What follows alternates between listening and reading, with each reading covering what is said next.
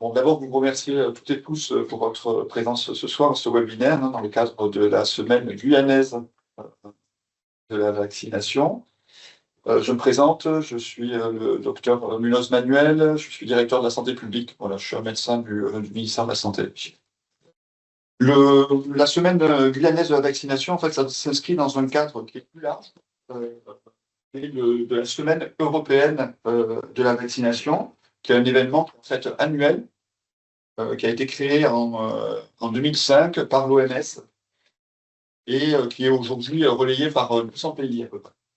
Et selon l'OMS, la vaccination permet chaque année de sauver entre 2 et 3 millions de vies. Et c'est un message central de la semaine européenne de la vaccination. En 2026, la France a choisi de mettre un accent particulier sur la vaccination des adolescents et des jeunes adultes. La semaine guyanaise de la vaccination va constitue ainsi un temps fort de communication et d'action à destination du grand public, mais aussi des professionnels de santé, afin de mieux faire connaître en fait, les enjeux liés à la vaccination. Sur notre territoire, la semaine guyanaise de la vaccination s'intègre sur le renforcement global de la stratégie vaccination de l'Agence régionale de santé, mais peut-être que tout à l'heure, on aura l'occasion d'en débattre. Donc, je ne vais pas être plus long, je vais laisser maintenant la parole aux deux organisatrices, que je remercie infiniment. Et d'abord à Christelle Rocheron, puis à Sarah Bouchard. Merci beaucoup. À tout à l'heure. Merci. Bonsoir à tous et bienvenue sur ce webinaire organisé du coup par l'ARS avec un soutien plutôt technique de Guyane Promotion Santé. Moi, je suis Christelle Rocheron et ce soir, je vais plutôt être là sur l'appui technique du webinaire. Et donc, pour ça, je vais vous prévenir que le webinaire est enregistré. Donc, si vous ne voulez pas paraître à l'écran, il faut couper vos caméras.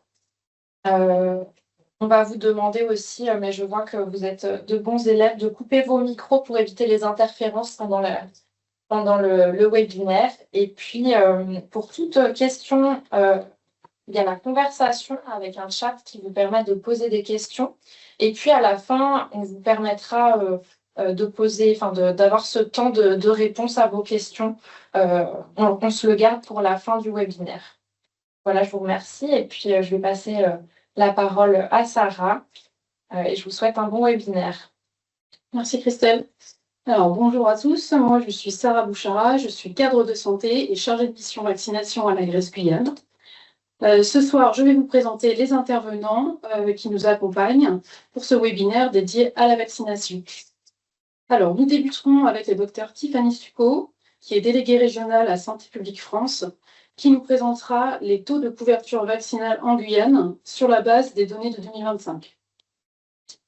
Nous poursuivrons ensuite avec la diffusion de la version enregistrée de la présentation du docteur Zeyn Assad, actuellement en France.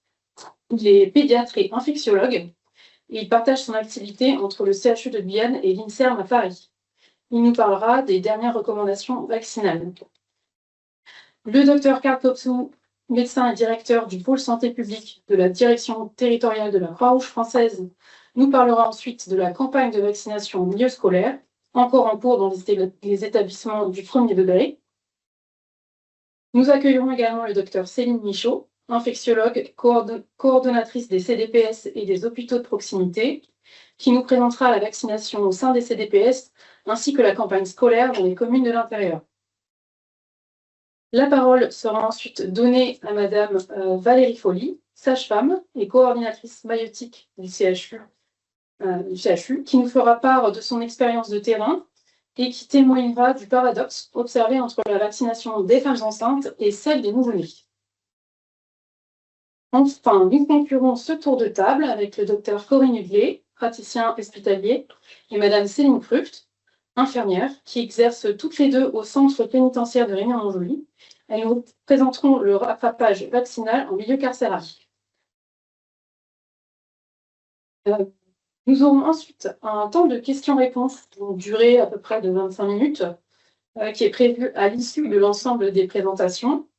Et j'insiste, ce ne sera pas entre chaque présentation, mais bien à la fin, afin de garantir le temps de parole de chacun et le respect des délais du webinaire, pour ne pas déborder. Alors, n'hésitez pas à préparer vos questions et à les déposer dès à présent dans le chat conversation Teams. Ça permettra aux intervenants d'anticiper aussi leurs réponses. Donc, vous l'aurez compris, il s'agit d'un programme riche et prometteur. Je rappelle que ce webinaire est enregistré et filmé. Et sans plus attendre, je vais laisser la parole à notre première intervenante. Tiffany, c'est à toi. Merci.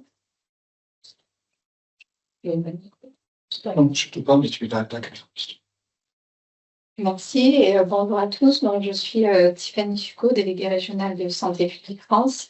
Je vais vous présenter les niveaux de couverture vaccinale actualisés en Guyane à partir des données 2025.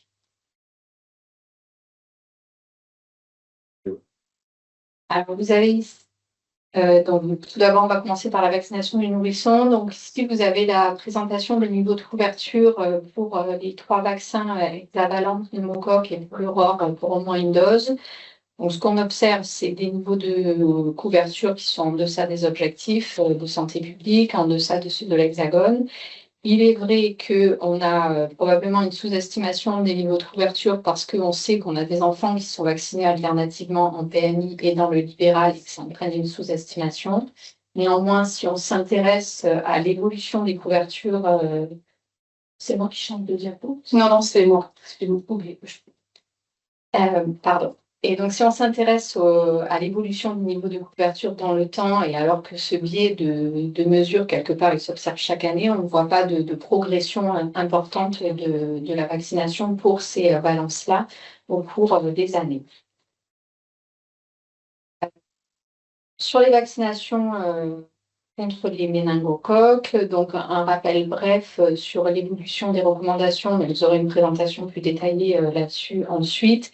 Donc, depuis le 1er janvier 2025, on a eu un remplacement de la vaccination contre les méningos C par la vaccination contre les méningos ACWY, avec un schéma à 2 doses à 6 mois et un rappel à 12 mois. Et donc, ce qu'on a fait pour estimer la couverture vaccinale, on fait une mesure à 8 mois pour le vaccin ACWY et une autre mesure pour au moins une dose pour à 21 mois pour le vaccin ACWY.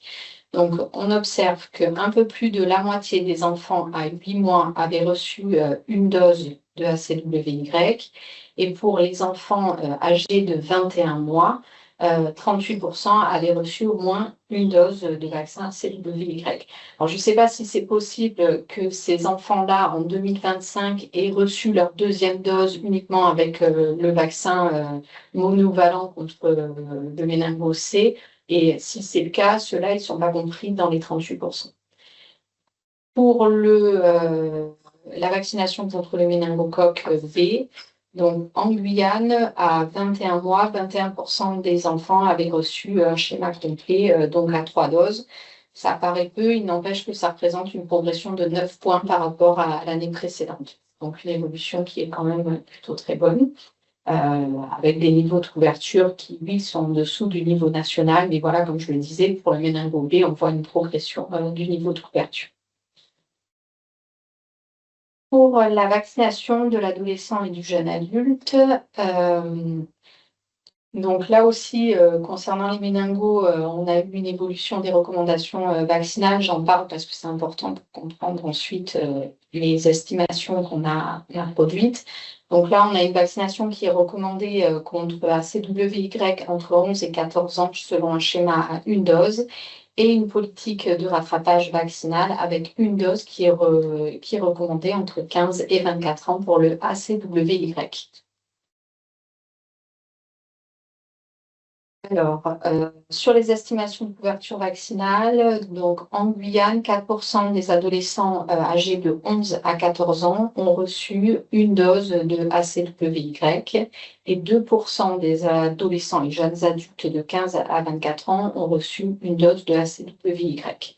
Donc, on est sur des couvertures qui sont faibles. Voilà, on est sur une vaccination qui vient de se mettre en place. Et vous avez ici la carte à droite qui représente les niveaux de couverture pour une dose par département entre 11 et 14 ans. Donc, on est sur des niveaux de couverture à peu près équivalents dans tous les départements. Pour le papilloma virus, donc là, on n'a pas eu d'évolution des recommandations. On a un schéma à 2 doses à 5 mois d'intervalle qui est recommandé pour les filles et les garçons entre 11 et 14 ans.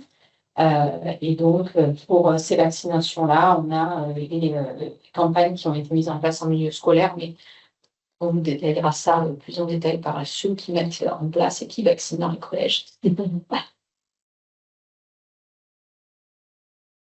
Sur les résultats des estimations de la couverture vaccinale, donc 33%, donc la mesure pour la vaccination à au moins une dose, elle est faite à 15 ans. Donc 33% des filles âgées de 15 ans ont reçu au moins une dose de vaccin contre le HPV. 25% des garçons âgés de 15 ans ont reçu au moins une dose de vaccin HPV. Ça signifie qu'en fait, pour cette mesure, dans ces couvertures-là, ça n'inclut pas l'impact des campagnes qui ont été faites dans les collèges, puisque ces enfants qui ont 15 ans en 2025 n'ont pas été ciblés par les campagnes dans les collèges. L'année prochaine, on commencera à partir de cette mesure-là de mesurer, quand même d'intégrer les enfants, les adolescents qui ont fait l'objet des campagnes dans les collèges. À droite, vous avez l'évolution de la couverture vaccinale HPV au moins depuis 2015 chez les filles et chez les garçons. Donc, on voit une progression chez les deux sexes et un niveau de couverture qui est toujours supérieur chez les jeunes filles, mais on voit que l'écart se réduit entre les filles et les garçons avec une progression ascendante de la couverture chez les garçons. Et pour le schéma complet à 10 doses, donc là, la mesure, elle est faite à 16 ans. Et 18% des jeunes filles âgées de 16 ans ont reçu les 2 doses et 9% des garçons ont reçu les 2 doses. Donc là aussi, on est parmi les départements chez lesquels la couverture est la plus faible. Et enfin donc, sur le DTP, donc entre 11 et 14 ans, un rappel qui est recommandé. Donc là, on n'a pas refait l'estimation cette année à partir des données 2025. On avait diffusé les estimations l'année dernière et on avait presque la moitié des adolescents âgés de 15 ans qui avaient reçu ce rappel entre 11 et 14 ans.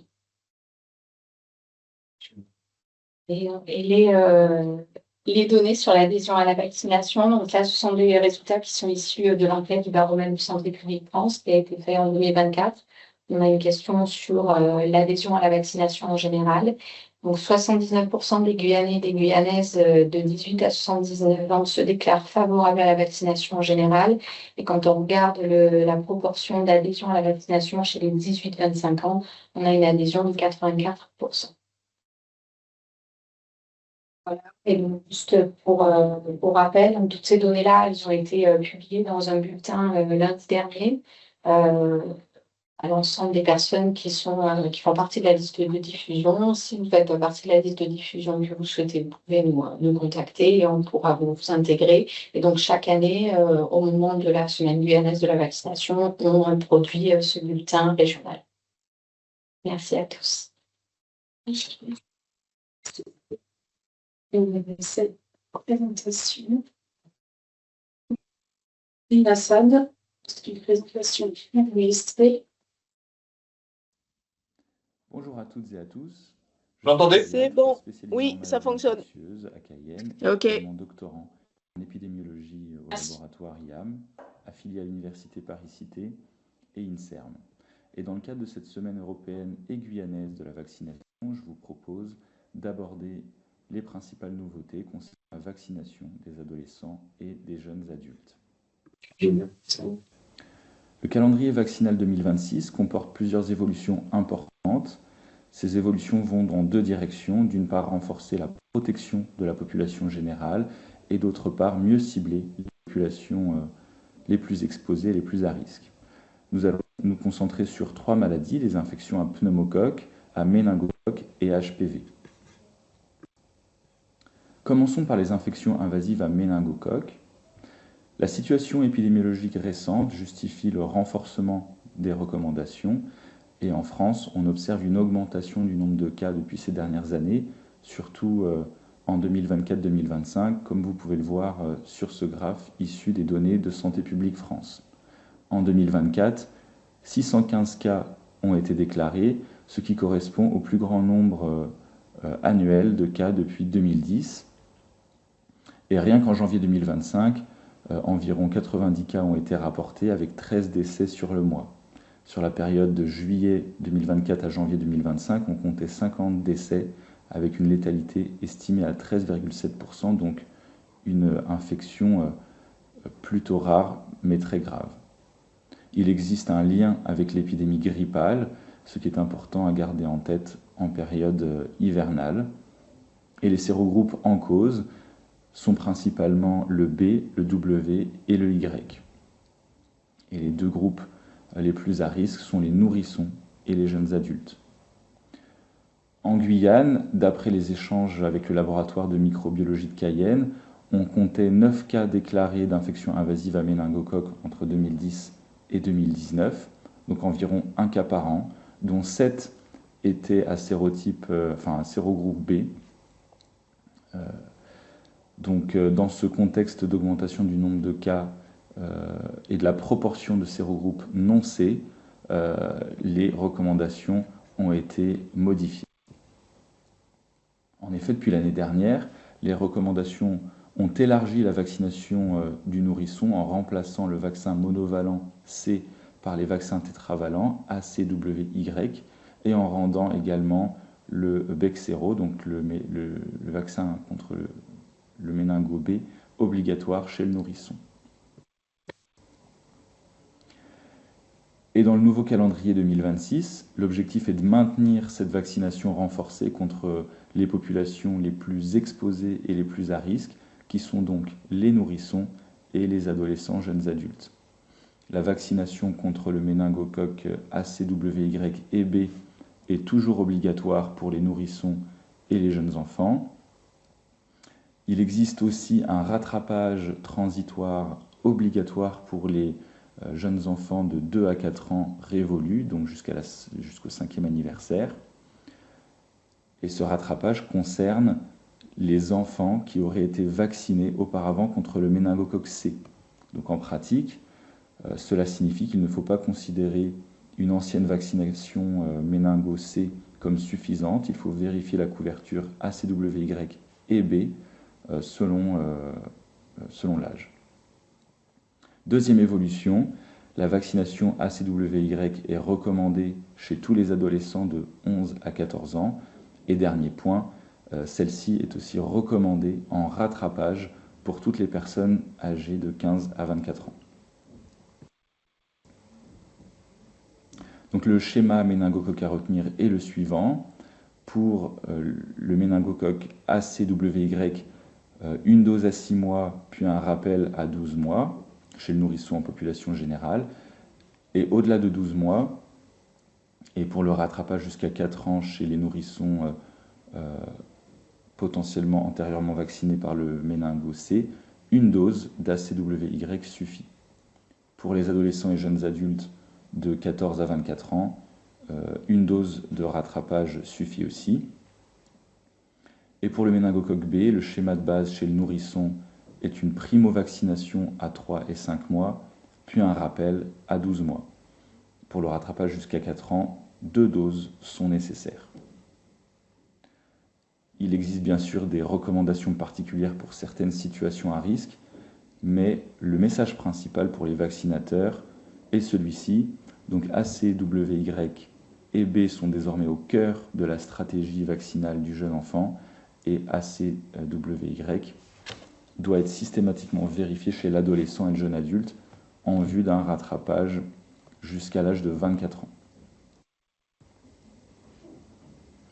En ce qui concerne la vaccination contre les infections à papillomavirus humain, celle-ci s'inscrit dans le cadre d'une prévention contre les cancers induits par les HPV oncogènes, notamment le cancer du col de l'utérus, et l'objectif est de généraliser la vaccination pour limiter la transmission.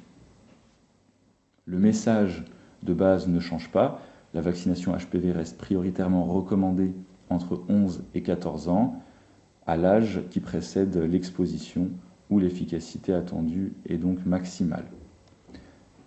Elle est proposée désormais gratuitement dans le cadre de la campagne de vaccination scolaire pour les élèves de 5e et de 4e, et ceci a été mis en place depuis l'année scolaire 2023-2024. La nouveauté importante concerne le rattrapage. La vaccination à l'ensemble des jeunes femmes et des jeunes hommes jusqu'à l'âge de 26 ans révolu est désormais prise en charge à 65% par l'assurance maladie. En pratique, ça change notre réflexe. Il ne faut plus limiter la discussion aux jeunes filles, ni aux seuls adolescents. Chez tout jeune adulte jusqu'à 26 ans, homme ou femme, il faut vérifier si la vaccination HPV a été initiée ou complétée. Le vaccin de référence reste le vaccin non avalent, donc le Gardasil 9. Pour une vaccination initiée entre 11 et 14 ans, 2 doses espacées de 5 à 13 mois sont indiquées. Et pour une vaccination initiée plus tard, entre 15 et 26 ans révolus, 3 doses sont nécessaires selon un schéma 0, 2 et 6 mois. Un point pratique important, il n'y a pas de contre-indication à compléter un schéma vaccinal incomplet. Donc si le patient a commencé mais n'a pas terminé, on complète, on ne recommence pas tout. Le vaccin bivalent Cervarix est à utiliser uniquement chez les filles pour un schéma initié avec ce vaccin. Et le schéma est donc celui à 2 doses entre 11 et 14 ans et 3 doses entre 15 et 19 ans. Mais en pratique courante, le message principal reste qu'il faut privilégier le Gardasil 9 et vacciner idéalement entre 11 et 14 ans et rattraper jusqu'à 26 ans. Maintenant, les infections à pneumocoque. La vaccination pneumococcique est obligatoire pour les nourrissons et les jeunes enfants et elle est aussi recommandée chez les personnes âgées de 65 ans et plus, donc les deux populations à risque d'infection invasive à pneumocoque. Il faut savoir que le pneumocoque est une bactérie commensale de la flore rhinopharyngée du nourrisson et comme vous le voyez sur ces graphes, à chaque fois que l'on met en place un vaccin dirigé contre les sérotypes majoritaires, on assiste quelques années plus tard à un remplacement de ceux-ci par des sérotypes non vaccinaux, à la fois dans le portage, qu'on voit sur le graphe de gauche, et à la fois dans les infections invasives, ici chez l'enfant de moins de 18 ans, sur le graphe de droite. C'est dans ce contexte de recrudescence des infections invasives, majoritairement à sérotypes non ciblés par le vaccin 13 valent, qu'il a été nécessaire de mettre à jour et qu'il reste nécessaire de mettre à jour régulièrement les stratégies vaccinales. Cela a conduit au développement et à l'intégration de nouveaux vaccins conjugués. 3 vaccins sont cités actuellement dans les recommandations. Le vaccin 15 valent, le Vaxnevrance, le 20 valent, Prevnar 20, et le 21 Capvaxive. Et l'intérêt donc de ces vaccins est d'élargir la couverture sérotypique. En pratique, chez le nourrisson, la recommandation générale est une primo-vaccination à 2 doses plus un rappel avec le PCV 13 ou le 15. Chez les personnes de 65 ans et plus, la recommandation est une dose de PCV 20 ou 21. Et vous savez qu'il existe des recommandations particulières pour les sujets dits à risque élevé d'infection à pneumocoque. Pour les prématurés et les nourrissons à risque élevé, le schéma est renforcé avec une primo-vaccination à 3 doses, puis un rappel, toujours comme chez l'enfant en population générale avec un 13 ou 15 valent. Et chez les patients de plus de 2 ans qui sont à risque élevé, il faut distinguer désormais 2 situations.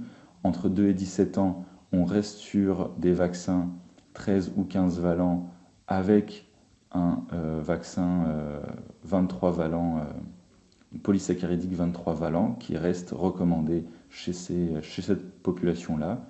Et par contre, pour les patients à haut risque âgés de plus de 18 ans, on est dans le cadre d'une vaccination par le PCV 20 ou le 21, donc le Capvaxive. Et c'est là la nouveauté. focus sur la Guyane, où les infections à pneumocoque ont une importance particulière. Comme vous le voyez sur ces données présentées ici, donc une étude entre 2011 et 2020, on voit que le pneumocoque est responsable d'une part importante des méningites bactériennes de l'enfant. Il s'agit donc d'une maladie relativement fréquente et grave. Un autre point important, c'est que les sérotypes responsables de ces infections invasives, de ces méningites à pneumocoque chez l'enfant de moins de 18 ans, sont en Guyane majoritairement des sérotypes vaccinaux, ce qui suggère une couverture vaccinale insuffisante. Ceci sous réserve de données qui restent aussi insuffisantes. Vous voyez le nombre de cas déclarés et des souches envoyées au centre de référence qui restent faibles. Une surveillance plus exhaustive serait indispensable pour mieux connaître l'épidémiologie locale et adapter les stratégies interventionnelles. Pour conclure, les recommandations 2026 sont marquées par 3 évolutions principales. Premièrement, l'obligation vaccinale contre les méningocoques A, C, W, Y et B étendue chez les jeunes enfants, avec un rattrapage prévu jusqu'à 4 ans révolu. Deuxièmement, la vaccination HPV est élargie en rattrapage jusqu'à 26 ans pour les jeunes femmes comme pour les jeunes hommes. Et enfin, la stratégie pneumocoque intègre désormais des vaccins conjugués élargis, notamment le 20 et 21 valent, avec une place importante chez les personnes de plus de 65 ans et les patients à risque. En pratique, en médecine générale, je retiendrai 4 réflexes. Chez le nourrisson, vérifier les méningocoques ACWY, B et le pneumocoque. Chez les adolescents, vérifier ACWY et HPV. Chez le jeune adulte jusqu'à 26 ans, pensez au rattrapage HPV et au rattrapage ACWY jusqu'à 24 ans. Et chez les patients de 65 ans et plus, proposez la vaccination pneumococcique par le PCV 20 ou 21. Le dernier point, surtout en Guyane, c'est l'importance de la communication et de l'accessibilité aux vaccins. Les recommandations ne suffisent pas si les patients ne sont pas informés et si les occasions vaccinales sont manquées ou si les données épidémiologiques locales restent insuffisantes. L'enjeu est donc double, appliquer les nouvelles recommandations, mais aussi renforcer le recueil de données locales pour adapter au mieux les stratégies vaccinales. Je vous remercie pour votre attention et vous souhaite une excellente semaine de la vaccination.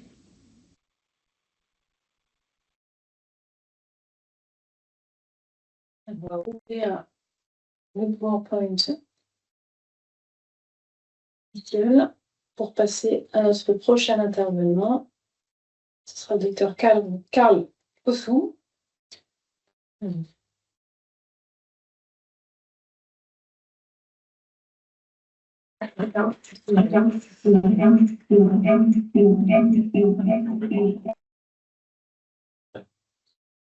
C'est beau. Très bien. Bon, bonsoir à tous. Du coup, je félicite donc de vous présenter la campagne de vaccination en milieu scolaire sur le littoral guyanais, donc portée par la Croix-Rouge française en Guyane. Bon, le plan il est simple, hein. Juste quelques éléments de contexte pour vous expliquer un peu comment on en est arrivé là. Pour préciser un peu les cibles de notre campagne, les zones de couverture, quelle est l'organisation que nous avons en place. Quelques résultats et quelques retours d'expérience de la campagne qui est en cours, sachant que la campagne elle est encore en cours et on n'a pas encore toutes les données. Et donc, à l'occasion, on présentera les données de la campagne par niveau scolaire, etc.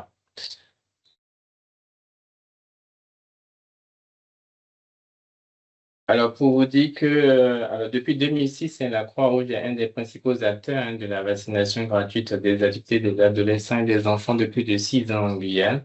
Nous avons 3 principaux centres à Cayenne, à Kourou et à Saint-Laurent. Et en dehors de ces centres principaux où nous proposons donc la vaccination gratuite, nous avons plusieurs sites mobiles en hors les murs dans plusieurs communes du littoral guyanais où nous proposons donc cette vaccination gratuite. Donc, nous intervenons dans quasi toutes les communes du littoral, donc principalement à Cayenne, à Rémy, à Macoria, à Matoury, à Kourou, à Sinamari, à Yarakubo, à Mana, à Chavin, à Saint-Laurent et à Patou. Donc, sur ces différentes communes-là, nous avons des permanences hors les murs de vaccination. Avant 2003, il faut dire que 2023, du moins, la Croix-Rouge avait déjà quelques actions de vaccination en établissement scolaire. Donc, c'était plutôt des actions ponctuelles à l'occasion des semaines européennes de la vaccination où nous ciblons particulièrement des séances de rattrapage vaccinal à l'université, dans les collèges ou dans les lycées. Et puis, en 2023-24,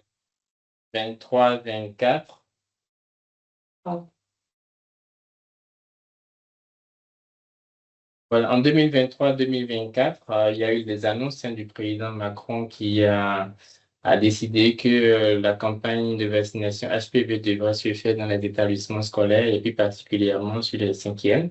Et donc, nous nous sommes positionnés sur sollicitation de l'ARS à l'époque pour démarrer cette campagne donc, de vaccination dans les établissements du littoral. Et donc, à cette occasion, on avait déjà proposé un rattrapage vaccinal HPV et quelques autres vaccins recommandés sur sur une organisation de 2 séances par année, par établissement, puisque à l'époque, il fallait faire la première dose de HPV et faire le rattrapage de la deuxième dose dans la même année scolaire. Donc, en général, dans la période de octobre-novembre, on proposait la première dose de HPV et la deuxième dose en mai-juin avant la fin des vacances, avant la fin de la rentrée scolaire.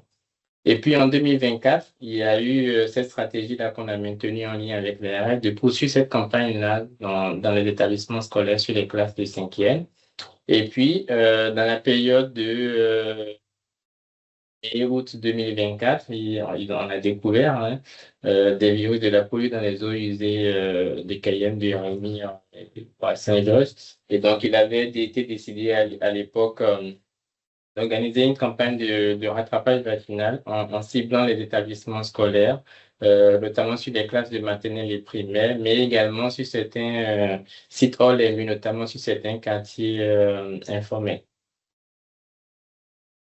Et donc, toujours dans ce même contexte de 2024, il y a eu la découverte des 16 cas de coqueluche dans 2 décès d'enfants à Saint-Laurent au cours du mois de septembre 2024. Et puis, ça a été l'urgence, une mobilisation de la réserve sanitaire de tous les acteurs de la vaccination à l'époque. Et il était question d'assurer des séances de vaccination dans les PMI et en les nuits dans le territoire de l'Ouest guyanais. Donc, à la suite donc, de cette expérience faite en urgence, nous avons démarré la campagne de vaccination dans les écoles maternelles et primaires en ciblant donc les classes de moyenne session, de grande session de CPCE1 dans les communes de Cayenne, de Matoury, de Rémy et de Saint-Georges. Donc, c'était les CDPS qui avaient assuré Saint-Georges, mais à l'époque, la campagne avait démarré donc, dans ces communes-là. Donc, c'était comme ça l'idée d'avoir une stratégie ciblant les enfants de ce niveau scolaire avait été définie. Et puis en 2025-2026, donc la campagne qui est en cours, il y a une nouvelle stratégie dans le sens d'un programme élargi donc, de vaccination avec la généralisation donc, de la campagne à tous les établissements maternels et primaires de toutes les communes en Guyane. De proposer également un rattrapage vaccinal au collège, donc de la 6e en 3e, en ciblant donc les âges de 11 à 14 ans. Donc avant, on était sur les 5e. Et là, on a fait le choix d'élargir un peu les classes, donc d'être plutôt de la 6e en 3e, tout en restant sur les catégories d'âge de 11 à 14 ans. Et ensuite, on a introduit le méningo-C, le méningo-ACWY dont Zen a su parler tout à l'heure. Juste pour préciser que nous, dans nos cibles, c'est essentiellement les enfants scolarisés. Donc, c'est une diapo qui a sauté. C'est tellement. Celle-ci? Ah bon? Non, j'ai pas. Non, plus loin, je pense pas. Oui, ça. Juste pour dire que juste avant les campagnes, on avait déjà une forte activité de vaccination dans nos centres. Vous voyez que en moyenne, on est autour de. En 2020, on était déjà à quasi 26 000 doses de vaccins administrés l'année. En 2022-2023, on était toujours autour de 24 025 et vous voyez que progressivement, ça remonte. Mais c'est très en lien avec la mise en place en 2024 de la campagne HPV dans les établissements et la campagne qui a suivi en 2025 et celle qui est encore en cours. Toujours est-il que même en dehors des périodes de campagne, la Croix proposait quand même un certain nombre, avec une forte activité de rattrapage vaccinal. Et les principaux vaccins qui étaient administrés, vous voyez bien dans la deuxième figure, c'est essentiellement le DTPC, l'hépatite B qui était beaucoup rattrapée, la fièvre jaune, le rort, et le HPV qu'on a commencé, vous voyez, en 2021, on était quasi à 40 doses de HPV. Et après, ça a commencé par remonter, on est passé à 300 et quelques. Je me rappelle à l'époque, la vaccination HPV n'était pas du tout proposée en Guyane. Et on a commencé par introduire progressivement cette dose de vaccin gratuitement dans le centre de vaccination et progressivement l'activité sur la vaccination HPV elle a commencé par remonter. Et puis, il y a eu des campagnes HPV de 2023, 2024 et 2025. Vous voyez progressivement les doses de HPV, ça remonte dans le temps. Donc, pour revenir un peu à la campagne qui est en cours, donc, nous, nos zones de couverture, nos cibles, c'est essentiellement les moyennes sessions, comme vous le savez. Alors, on a des effectifs cibles. Donc, je vous ai mis, par exemple, sur les moyennes sessions, 6 413 élèves. C'est à peu près l'effectif du nombre d'élèves à vacciner dans les établissements non du littoral. Donc, que ce soit en moyenne session, en grande session, en CP et en CE1.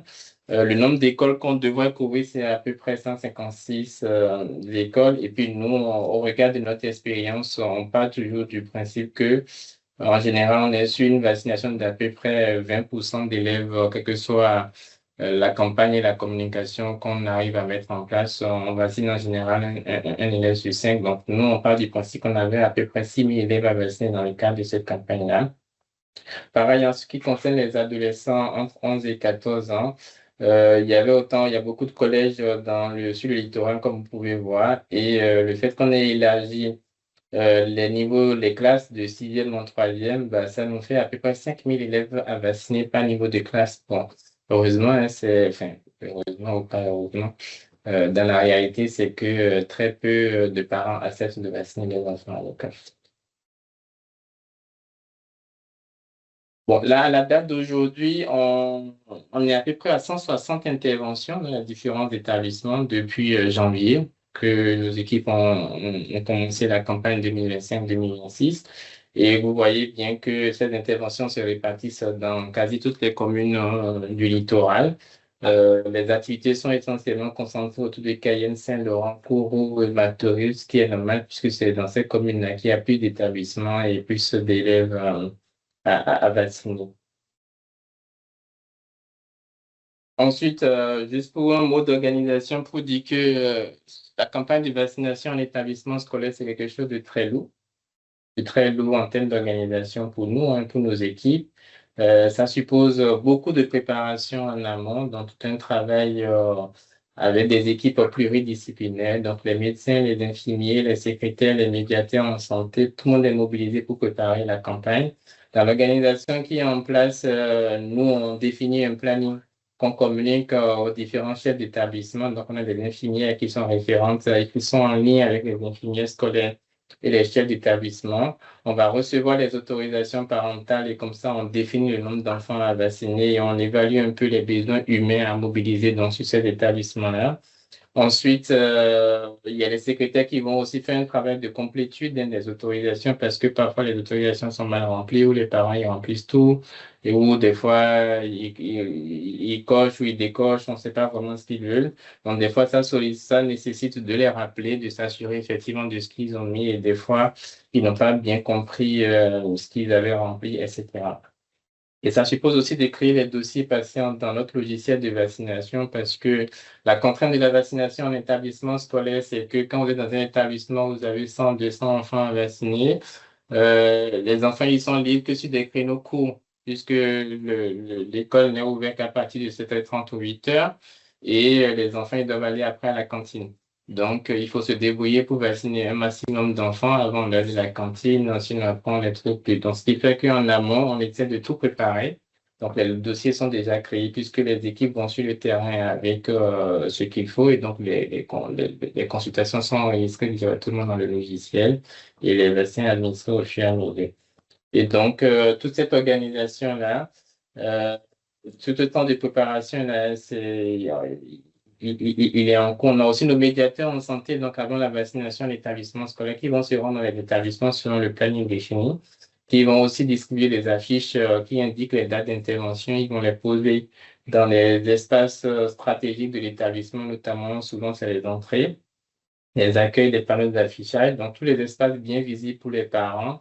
Et comme ça, on précise la date d'intervention, etc. Ils vont aussi récupérer le reste des autorisations parentales, récupérer la liste des classes et certains numéros de parents. Et voilà, ça permet aussi de définir un espace, puisque dans les établissements, ils n'ont pas toujours d'espace dédié à la vaccination. Donc souvent, on va dans les salles de classe s'il y en a, ou dans des bibliothèques si c'est disponible. Et sur les établissements, on peut ne pas avoir d'espace disponible. Et là, auquel cas, soit on déplace un de nos camions de santé sur site, ou alors on peut poser des tentes. Donc, avec les chefs d'établissement, on définit un espace où on peut poser nos tentes Croix-Rouge et la vaccination se fait dans cet espace-là. Alors, le jour de la vaccination, c'est encore une autre logistique. Donc, il faut, en général, c'est plus les médecins et les infirmiers, puisque la vaccination, elle se fait en binôme. Chaque intervention consiste selon les établissements, allez, on va être sur 1, 2 ou 3 binômes de vaccinateurs. Chaque binôme de vaccinateurs est constitué par un médecin et une infirmière, puisque la vaccination en établissement scolaire exige la présence obligatoire d'un médecin le jour de la vaccination. Et donc, du coup, selon les établissements accueillants, ils vont être sur 2 ou 3 binômes. À Kourou, ils vont être sur 1 ou 2 binômes, et à Saint-Laurent, 1 ou 2 en fonction du nombre d'élèves à vacciner dans les établissements. On a aussi fait le choix de concert avec les RS et le rectorat de ne pas faire plus de 3 vaccins par enfant. Il y a un temps d'observation obligatoire de 15 minutes pour cette vaccination. Alors, juste une diapo de synthèse pour dire qu'en moyenne, on est sur 2,2 doses de vaccins par enfant vacciné. Sur 2,2 doses de vaccins. Alors là, juste ça c'est donné aujourd'hui, au 29 avril. Et on voit bien, alors sur la figure en bleu, c'est le nombre de consultations médicales. En orange, c'est plutôt le nombre de personnes vaccinées, donc le nombre d'enfants vaccinés. Et puis en vert, c'est le nombre de doses administrées. Bon, en général, là, on voit bien, on est plutôt à 3400 consultations de vaccination pour à peu près 2300 enfants vaccinés depuis janvier. Il y a un petit décalage parce qu'il y a des enfants dont les parents, ils cochent tout, mais le jour de la vaccination, on se rend bien compte qu'ils sont à jour. Et puisqu'on a aussi fait le choix d'exiger de ne pas vacciner d'enfants sans carnet de vaccination. Les années antérieures, on se permettait de vacciner sans carnet.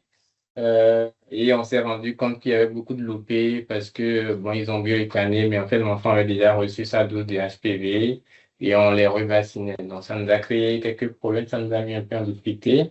Et donc, depuis là, cette année, le choix, un enfant sans carnet, on le vaccine pas. Bon, ce qui est un peu dommage, parce que, bon, voilà. Mais ça permet d'éviter les erreurs. Donc, globalement, c'est ça. Et donc, vous voyez le nombre de doses. Et comme je disais, c'était à peu près. Et de Cayenne à Cour, j'ai essayé de comparer les familles là parce que c'était pas pertinent.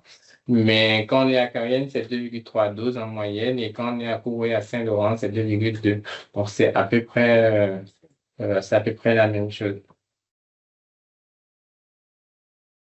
Bon, je conclus, comme je disais, sur cette donnée-là. On a tellement de données sur cette vaccination, des données plus ou moins complètes. Il y a un travail de fond qui a été fait quand même dans ce sens, en lien avec les RS et SPF.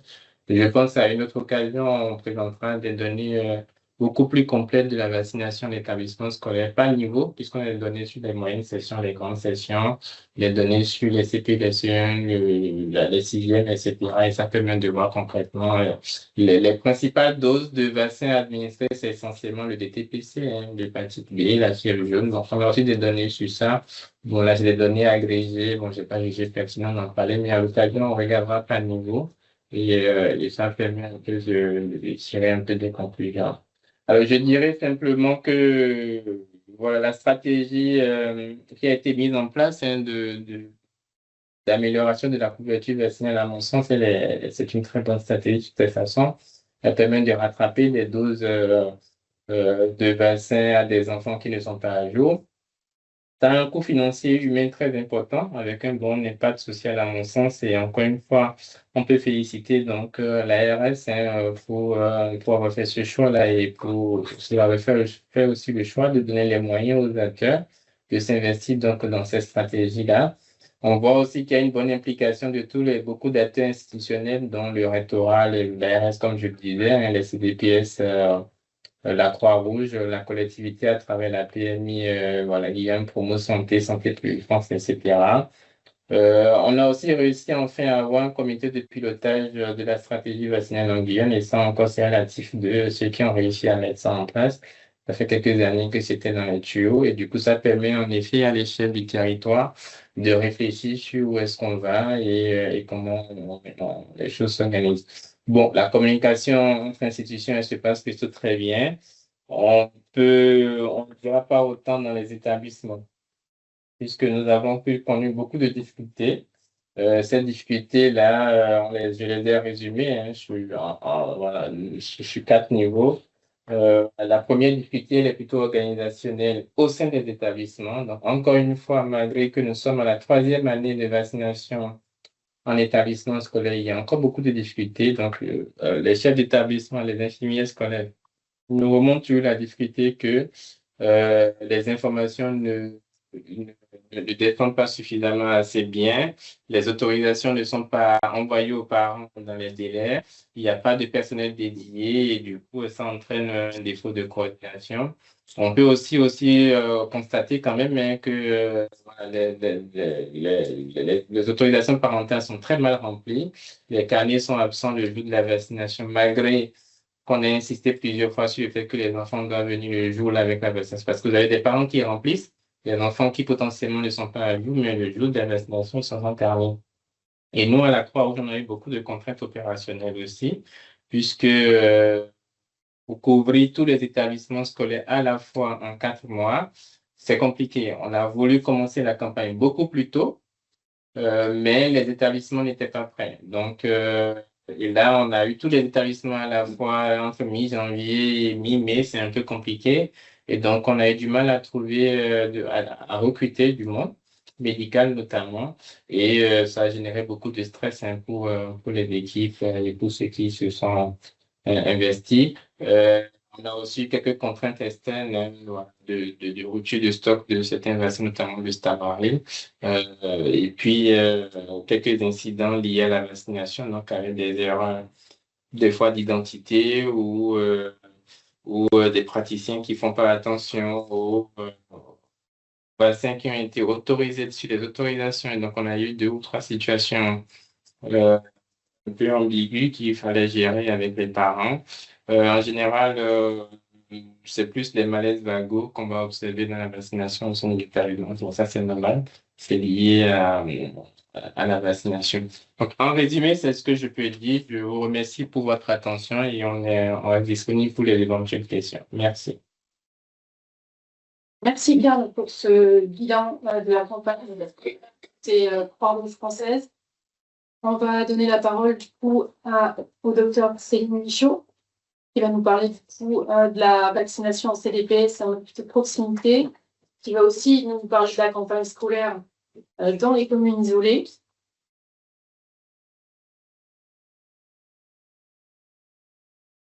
Est-ce que c'est moi? Non, c'est moi. C'est moi qui ai la main, je suis désolée. Je suis une des infectiologues à la coordination des CDPS et des hôpitaux de proximité.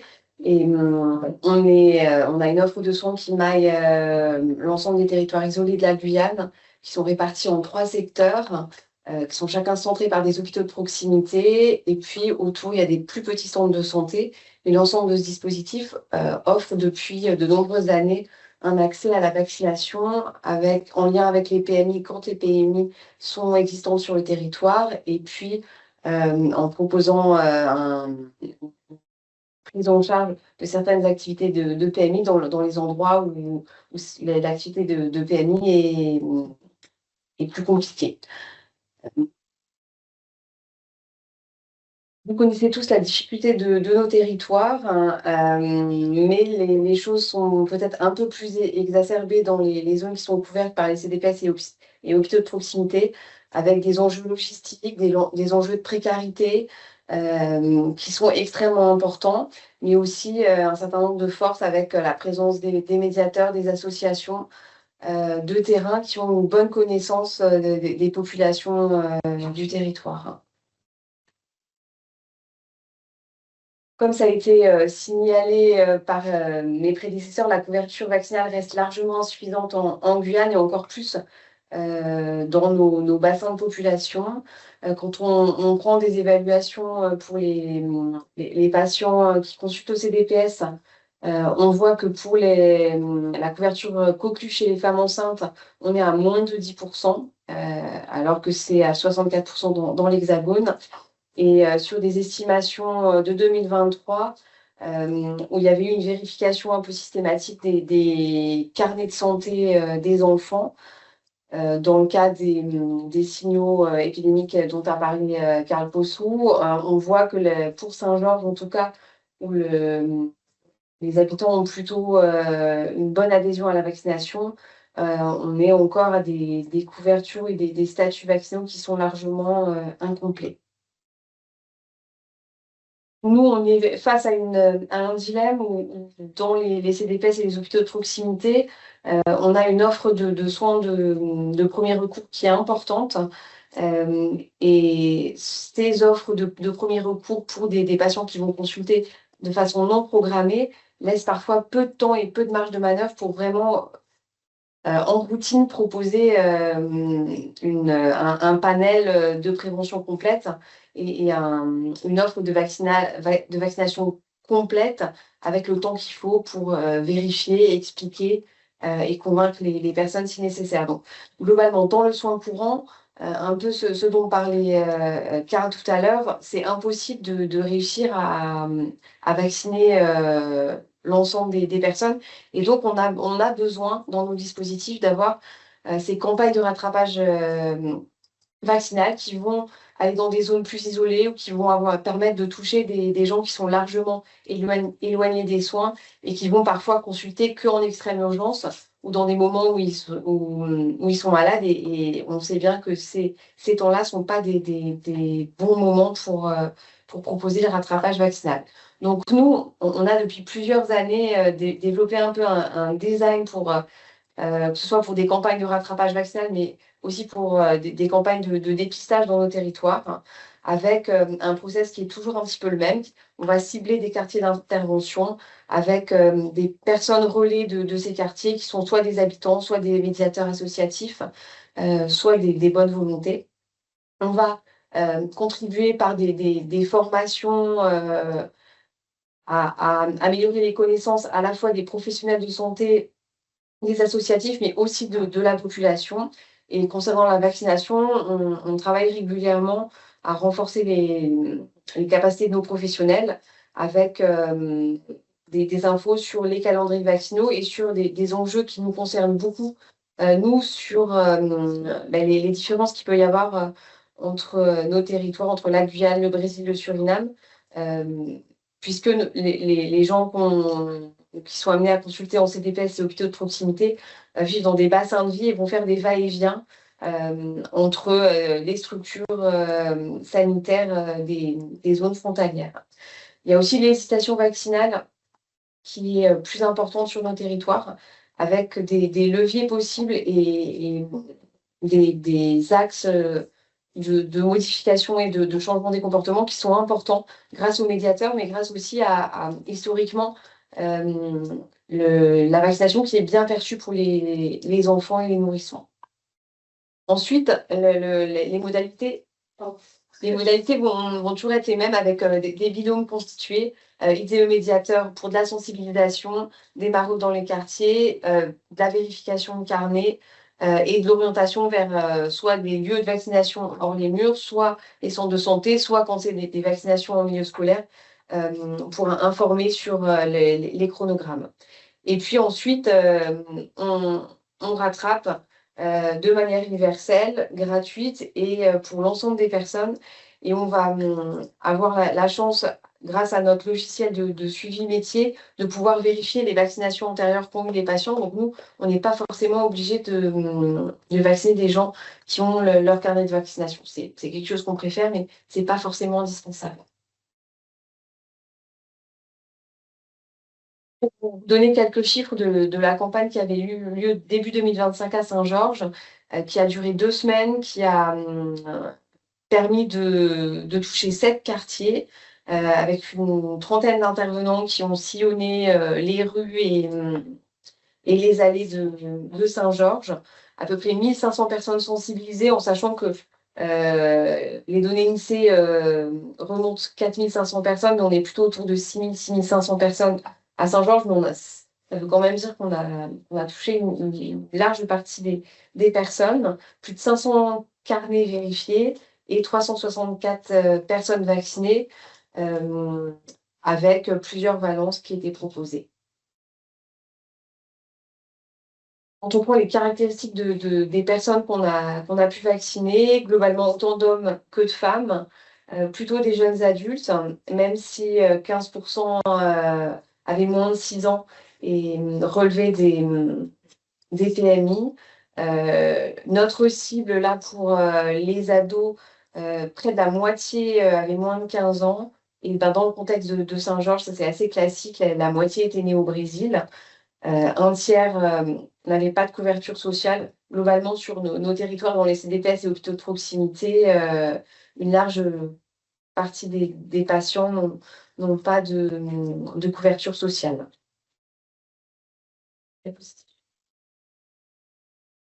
Concernant la campagne vaccinale dans les collèges, donc nous, on a été confrontés au même type de difficultés qu'a décrit Karl, si ce n'est que nous, le nombre de collèges était moins nombreux. On a pris le parti pour cette année de se concentrer uniquement sur le collège et de ne pas intervenir auprès des primaires et des maternelles, en considérant que les centres de santé étaient quand même relativement proches et que avec la réorganisation des activités PMI, probablement d'ici l'année prochaine, on pourrait proposer des choses un petit peu plus importantes. Après, nous, on est confrontés à des enjeux logistiques, à la fois de transport de vaccination, de mobilisation des professionnels, qui compensent largement le plus petit nombre de personnes qu'on doit prendre en charge. Globalement, cette année, la campagne a eu beaucoup de succès, en particulier sur le Maroni. Les années précédentes, les parents étaient plutôt réticents à faire vacciner leurs enfants en milieu scolaire, mais là, cette année, grâce au travail de fond fait par les équipes localement et puis aussi à toute l'information au grand public qui a pu diffuser, on voit qu'on commence à gagner petit à petit des batailles et à toucher de plus en plus de monde. Et puis, le fait d'avoir pu développer des outils un peu standardisés a permis quand même de recueillir des infos précieuses pour la couverture vaccinale des ados. Alors, nous, c'est pareil, les données ne sont pas consolidées puisqu'on est encore en train de finaliser à la fois quelques analyses et puis même quelques rattrapages dans certains lieux. Mais on voit qu'on avait récupéré à peu près 500 autorisations sur un bassin d'élèves autour de 2500-3000. On a pu voir 363 élèves et on a pu en vacciner 256. Le delta entre les élèves vus et les élèves vaccinés, c'était principalement des ados qui étaient à jour, et puis il y avait aussi quelques refus. Mais contrairement aux données qu'a présentées Tiffany Suppot, on voit que pour l'aurore et pour l'hépatite B, les carnets qu'on a vérifiés montraient que les enfants étaient majoritairement à jour. Les données sont un peu plus faibles pour le DTCP, mais c'est parce qu'on a vu un certain nombre d'élèves de 6e et de 5e qui étaient dans l'année de leur vaccination et donc qu'on a pu vacciner au décours de nos campagnes. Là, vous avez un petit peu des données chiffrées. Les autres années, c'était plutôt Saint-Georges, Regina qui remportait la palme des vaccinations. Là, on voit que c'est plutôt grand senti avec globalement sur les collèges. Le chiffre de droite, c'est les effectifs le nombre de collégiens par établissement. Et on voit que globalement, on a réussi à vacciner dans les établissements où ça a marché entre 8% et 20% des élèves. Quand on a fait un peu le point sur les ressentis des équipes, nous, je voudrais inciter sur le fait qu'on a beaucoup collaboré, beaucoup travaillé à la fois avec les associations, mais aussi avec les équipes scolaires, que ce soit les IDE scolaires qui nous ont beaucoup appuyés, qui ont été très, très opérationnels et très actifs depuis la rentrée scolaire. Mais aussi avec les CPE, les chefs d'établissement qui ont largement collaboré. Tout le monde était globalement très content de ces campagnes, en tout cas sur nos territoires, même si le planning reste à optimiser. Il a démarré un peu tardivement, mais on a commencé à vacciner qu'à partir de fin février. Définitivement, les autorisations parentales sont à simplifier. Il faut qu'on réfléchisse à un modèle peut-être plus accessible pour les gens. On a mis beaucoup de temps à les distribuer, ces autorisations, donc il faut peut-être qu'on réfléchisse à d'autres méthodes ou en tout cas à d'autres modes de distribution. Et puis, pour la plupart de nos équipes, que ce soit à la logistique des CDPS, mais aussi sur le terrain, le marathon logistique pour réussir à faire parvenir les vaccins en temps réel, les carnets, le matériel, c'était un challenge. Et puis, on est assez fiers d'avoir pu aller jusque dans les collèges connectés des zones très isolées que sont Caillaudet, Plalouenne et puis Trois-Palais-Thuvier. Ces 2 dernières années, on a mené d'autres campagnes sur nos territoires avec une campagne de rattrapage B-Fortus dans la mesure où nos zones sont largement touchées par les épidémies de bronchiolite et notamment sur les zones très isolées du Haut-Maroni, du Haut-Yapoc.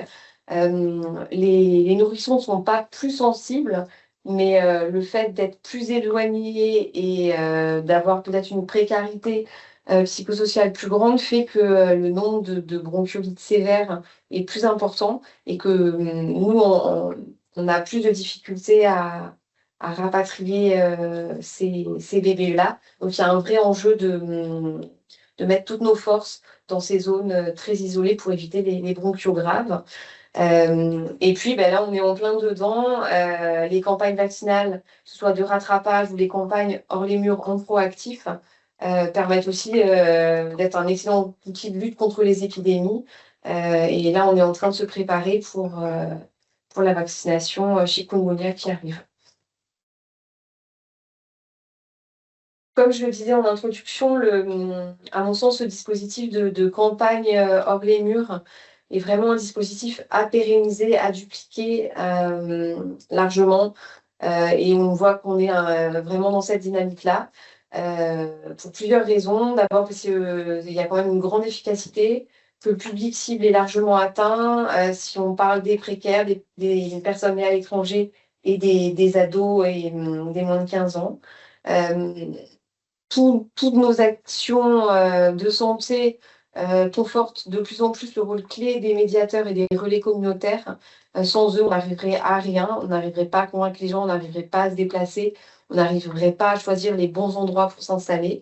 Et puis, la couverture vaccinale en Guyane, au vu de la natalité, au vu de la précarité et au vu du sous-effectif médico-soignant, nécessite que pour en permanence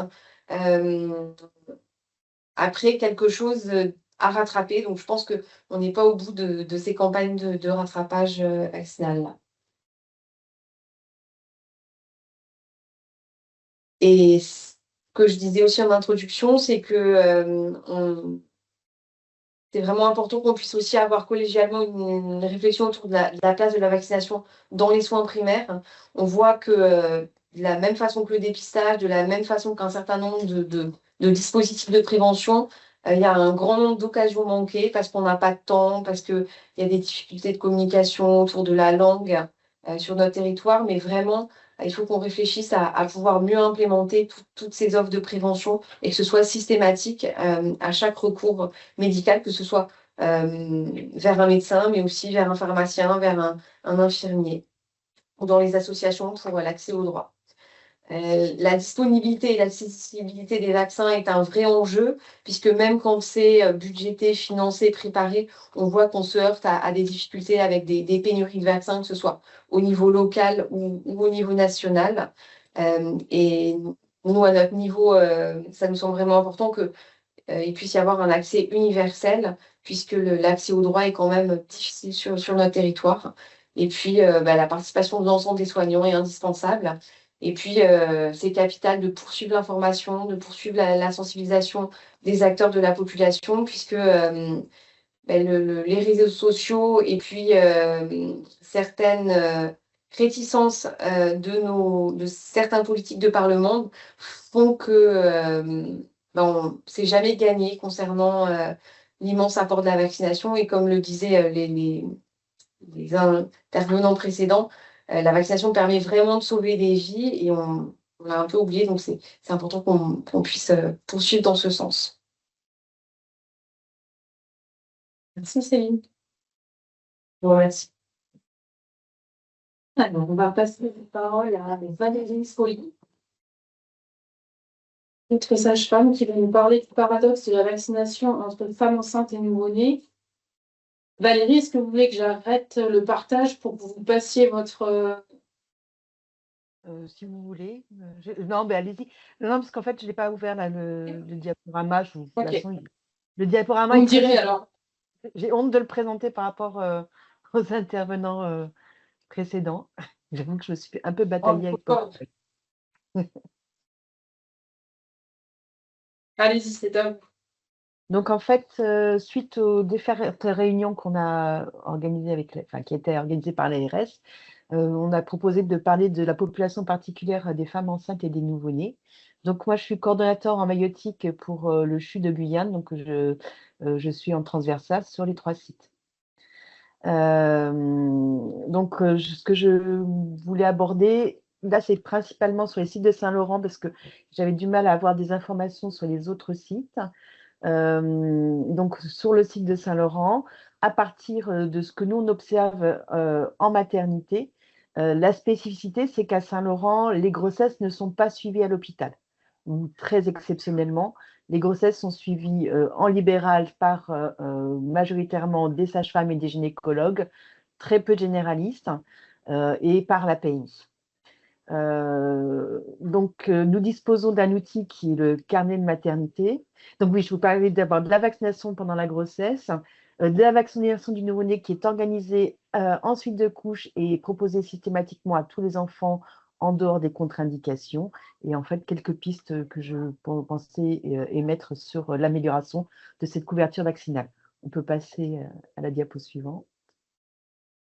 Donc, en fait, sur Saint-Laurent-du-Maroni, on a un outil qui est très utile, qui est le carnet de maternité. Et toutes les femmes enceintes qui ont été suivies disposent de ce carnet de maternité. Or, dans ce carnet, il y a bien un petit item qui est la vaccination de la femme pour connaître son statut. Par contre, il est très limité. Il y a l'hépatite, ROR, et il me semble, j'ai tétanos, mais je ne suis plus très sûre. En fait, il n'y a que 3 items qu'il faudrait élargir. Et le constat, c'est que cette partie est rarement remplie. Alors, ça ne veut pas dire qu'elle n'est pas investiguée par les professionnels, mais en tout cas, ce n'est pas tracé. L'autre particularité, c'est que finalement, le dossier médical partagé, il est très peu utilisé.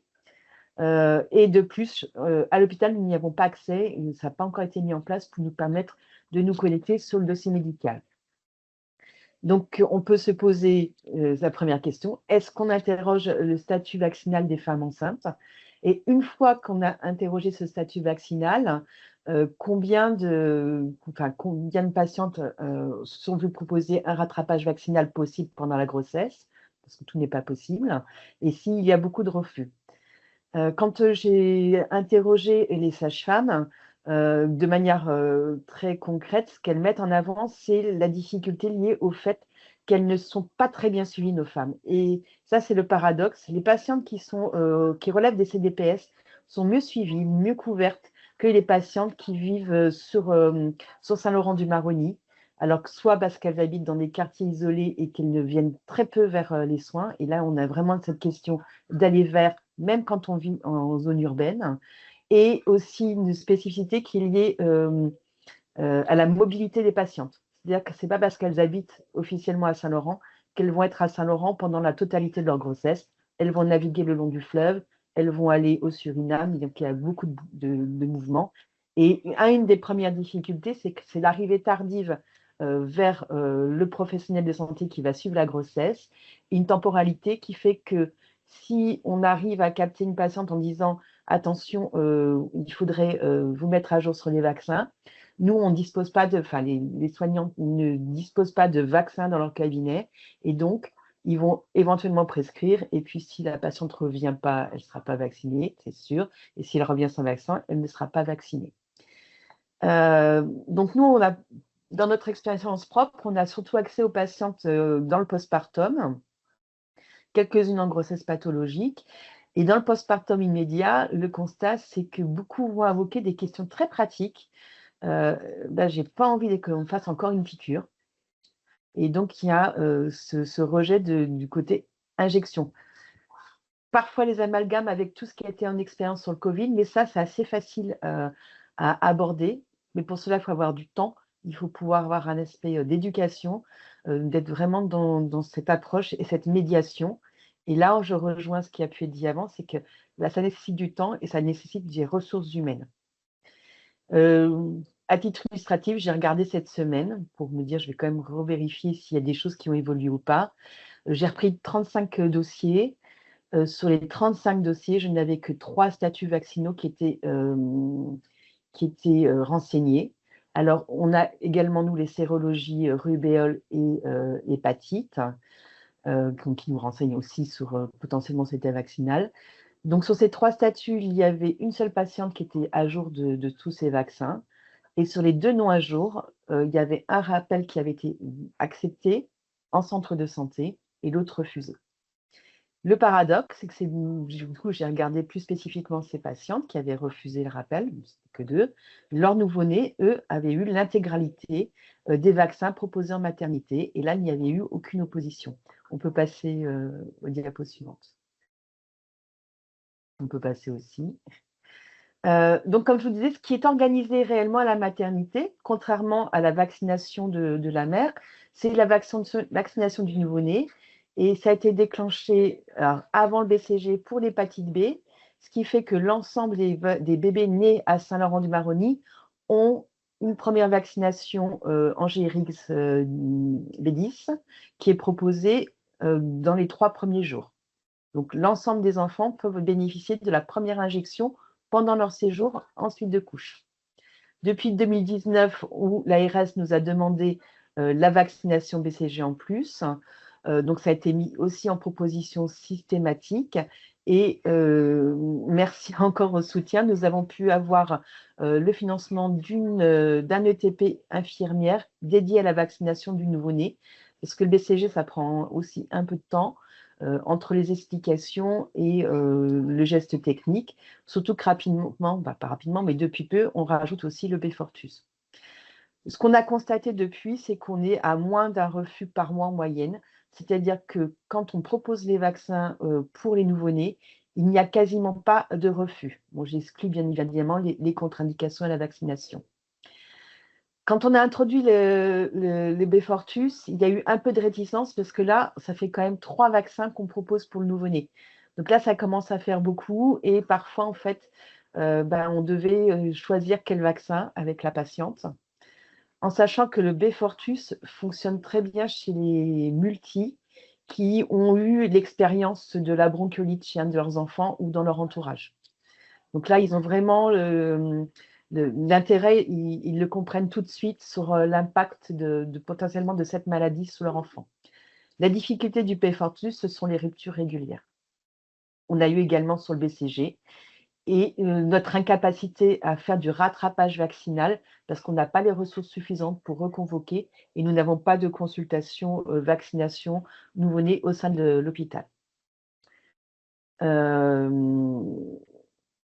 Donc, ce qu'on a pu constater, c'est que effectivement, on a un contraste entre l'acceptation de la femme qui vient d'accoucher dans son attitude pour sa propre vaccination et la vaccination de son enfant.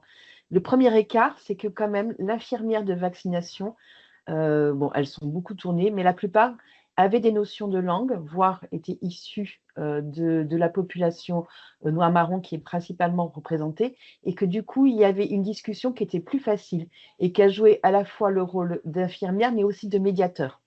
Et là, je pense qu'effectivement, la vaccination, on ne doit pas l'aborder comme simplement une injection, mais quand même vraiment de l'entrer dans le dialogue avec le patient, de l'intérêt de cette vaccination, quel est le gain de cette vaccination pour lui et pour son enfant. Donc les limites, c'est quand même que on a une seule infirmière, donc elle n'est pas tout le temps là, et quand elle est absente, on ne peut pas la remplacer. Et donc, du coup, cette limite aussi de l'insuffisance des effectifs. Mais je pense que cette première piste du temps dédié, du temps d'échange avec le patient, c'est peut-être ce qui nous manque le plus avec les mamans dans leur refus de la vaccination, des consultations de rattrapage vaccinal pendant le séjour en suite de couche. On peut passer à la diapo suivante. Alors, moi, les premières pistes que j'avais envisagées, c'est qu'en fait, finalement, je pense qu'il serait bien qu'on fasse un état des lieux des pratiques des personnes qui suivent les grossesses. Est-ce qu'ils abordent la question vaccinale systématiquement, en sachant que l'entretien prénatal précoce, qui peut être aussi une des opportunités, est mis en place difficilement parce qu'en fait, les ressources ne sont pas si importantes que ça. À titre indicatif, par exemple, sur Saint-Laurent, il n'y a que 5 sages-femmes libérales. Je ne sais pas si elles ne sont pas passées à 4, entre 2 et 3 sages-femmes à la PMI, et plus de gynécologues, mais qui suivent plus ou moins les grossesses. Donc déjà, la première chose, c'est je pense qu'il faudrait qu'on retravaille sur la sensibilisation des personnes qui suivent les grossesses pour faire le point sur le statut vaccinal. Il faudrait aussi qu'on arrive à améliorer ce suivi de grossesse parce qu'il est tardif, il est insuffisant. Donc, là, je pars dans les ordres, mais dans le cadre de la sensibilisation des professionnels de santé, retravailler sur les EPU à la vaccination, ce qui est d'ailleurs fait ce soir à Saint-Laurent-du-Maroni, qu'on pourrait très bien réfléchir avec le réseau Périnate et l'ARS à un guide du suivi de grossesse qui reprenne vraiment les étapes importantes de ce suivi, en dehors des calendriers du suivi propre de la grossesse, y introduire les aspects sur la vaccination. Parce qu'en fait, il faut savoir aussi que la préparation à la parentalité, toutes ces occasions qu'il y a d'échanger avec les femmes de manière plus large, plus étendue, elles sont très peu développées dans l'Ouest parce que l'offre est insuffisante. Et peut-être mettre à disposition des professionnels des kits avec notamment des tips sur l'entretien vaccination et qu'on aille réellement dans tout ce qui va être le patient partenaire, l'éducation thérapeutique, hein, c'est peut-être que le terme est abusif pour la vaccination, et qu'on aille vraiment sur des outils pratiques qui puissent nous aider à obtenir ce dialogue avec le patient pour essayer d'avoir cette adhésion. Sur le suivi de grossesse, on sait que là, les choses ne font que se dégrader. On avait vu une amélioration entre 2017, 2018, mais on constate que depuis 2020, le suivi de grossesse se dégrade et se dégrade de manière importante. Et là aussi, il serait temps qu'on se pose la question de pourquoi on a d'aussi mauvais résultats dans le suivi de grossesse avec tous les impacts que ça a. En dehors de la vaccination, on sait aussi qu'il y a pas mal de choses à travailler par rapport au suivi de grossesse, la prévention de la prématurité, etc. Alors aussi, pourquoi pendant la grossesse, on n'avait pas envie de se faire une piqûre de plus, puisque c'est ce qu'elles disent, c'est qu'aussi on leur fait quand même pas mal de bilans et qu'elles ont beaucoup d'occasions d'avoir affaire à cet édu qu'elles n'aiment pas.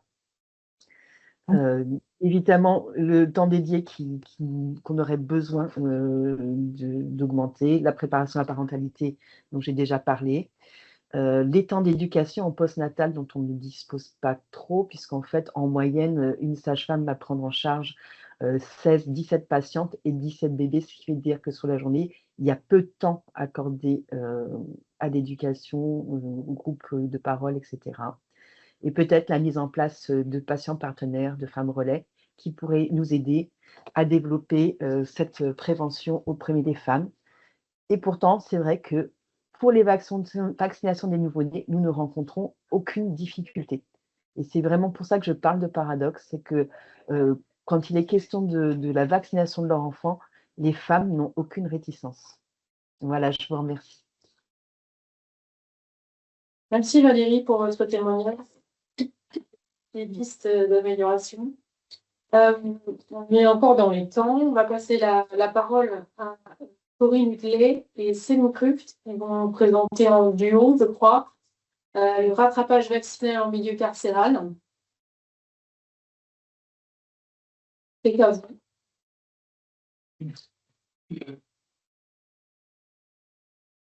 Bonsoir, tout d'abord, merci pour l'invitation.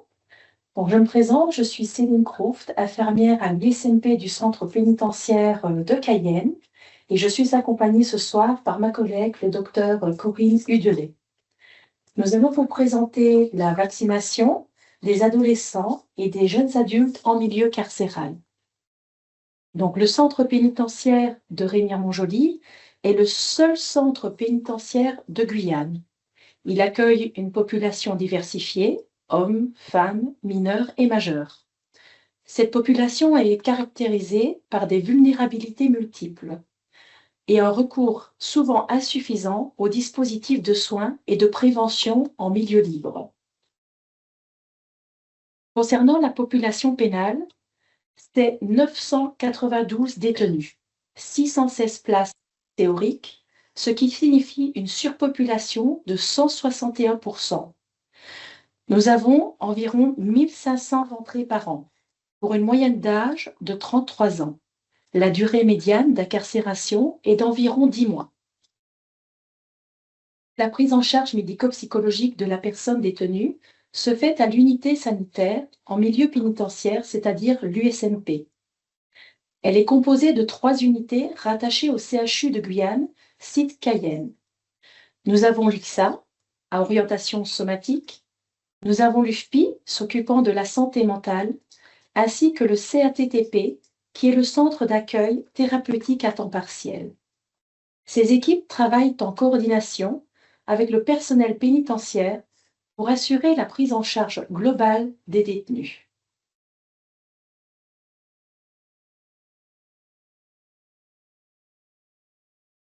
La vaccination en détention, c'est le parcours de soins du patient.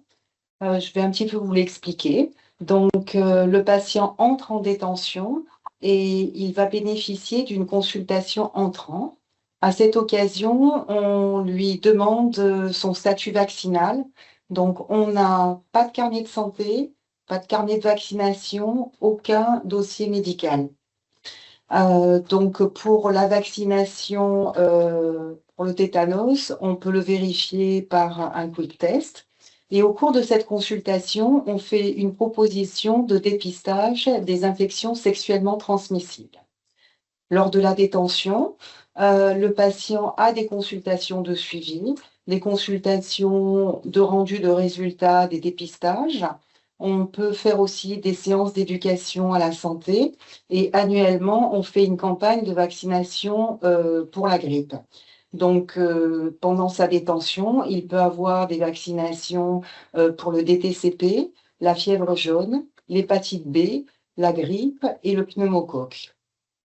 Lors de sa sortie, on lui propose une consultation sortant et on lui remet à cette occasion une synthèse de son dossier médical avec son carnet de vaccination. Donc la vaccination en milieu carcéral, pour nous, c'est une priorité. il y a un confinement, une surpopulation, donc un risque épidémique et un risque de contamination. En 2025, nous avons fait 1452 vaccins. On a des vaccins avec une dotation du CHU, l'Angérix B, le Stamaril, le Boostrix, le Pneumovax et le Prévenard. On a des vaccinations à dotation saisonnière, comme l'Influvac. On a des vaccins hors dotation CHU, Prévenard, ROR et Revaxis. Donc pour ces vaccins, nous devons faire une ordonnance nominative qui est transmise à la pharmacie centrale de l'hôpital. Le coursier va chercher les vaccins, il nous les amène à l'UXA et nous vaccinons le patient. Et ensuite, pour le Goire d'asile, c'est un petit peu particulier. Donc, on fait une ordonnance nominative. Cette ordonnance est transmise à une pharmacie de ville. Le coursier va le chercher à la pharmacie de ville. Ensuite, nous l'amène à l'UXA et nous pouvons vacciner le patient. Donc, la vaccination chez les mineurs et jeunes adultes. Les chiffres que je vais vous donner, ce sont des chiffres du 20 avril 2026. Donc, à ce jour, il y avait 13 mineurs de moins de 18 ans. C'était tous des hommes et ils avaient 17 et 18 ans. La médiane de durée d'incarcération était de 6 mois. La couverture vaccinale pour le DTCP, c'était 77%. Pour la fièvre jaune, c'était 92,3%. Et pour l'HPV, on n'a pas de données. Pour les jeunes majeurs, il y en avait 282. La durée médiane d'incarcération était de 10 mois. La couverture vaccinale DTCP, 77,3%. Celle de la fièvre jaune, 92,9%. Et HPV, pas de données.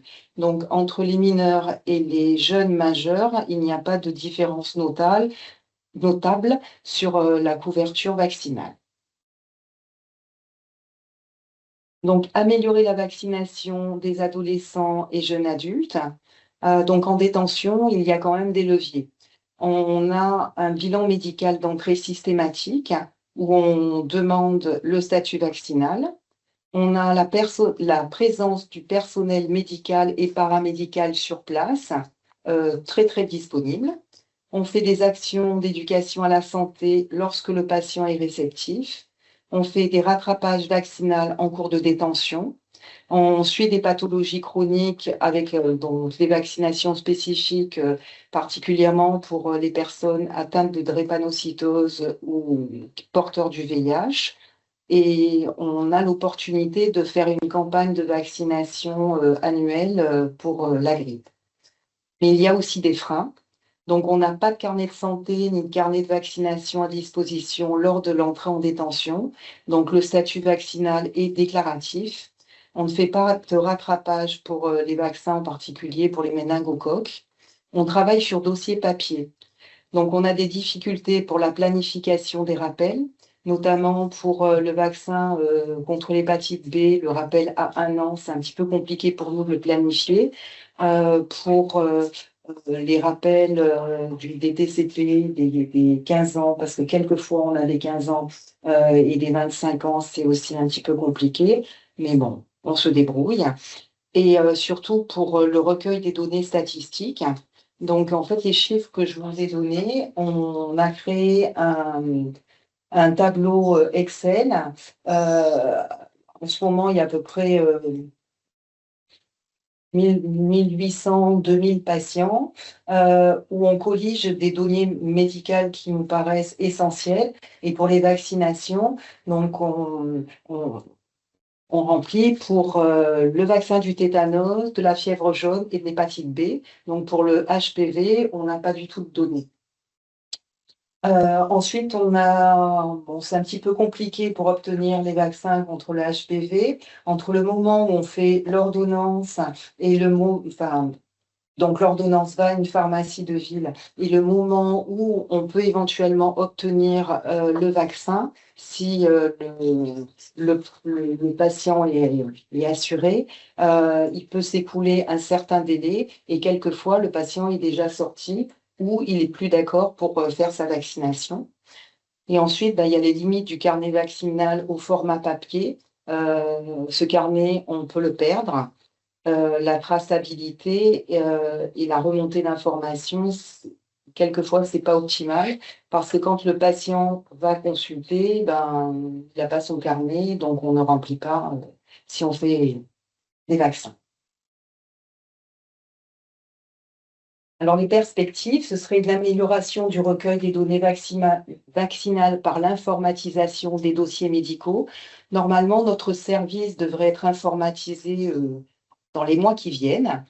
Et on va avoir un logiciel commun aux 3 sites. Et normalement, il devrait y avoir un encart vaccination que chaque praticien pourrait remplir au fur et à mesure. Donc ça nous faciliterait énormément le travail. Ensuite, une autre perspective, ce serait harmoniser les pratiques en matière de vaccination pour les primo-arrivants avec les différents partenaires, puisqu'on a la même population, par exemple avec la Croix-Rouge, la PAS, et pourquoi pas la création d'une base de données informatique avec un carnet vaccinal informatique régional.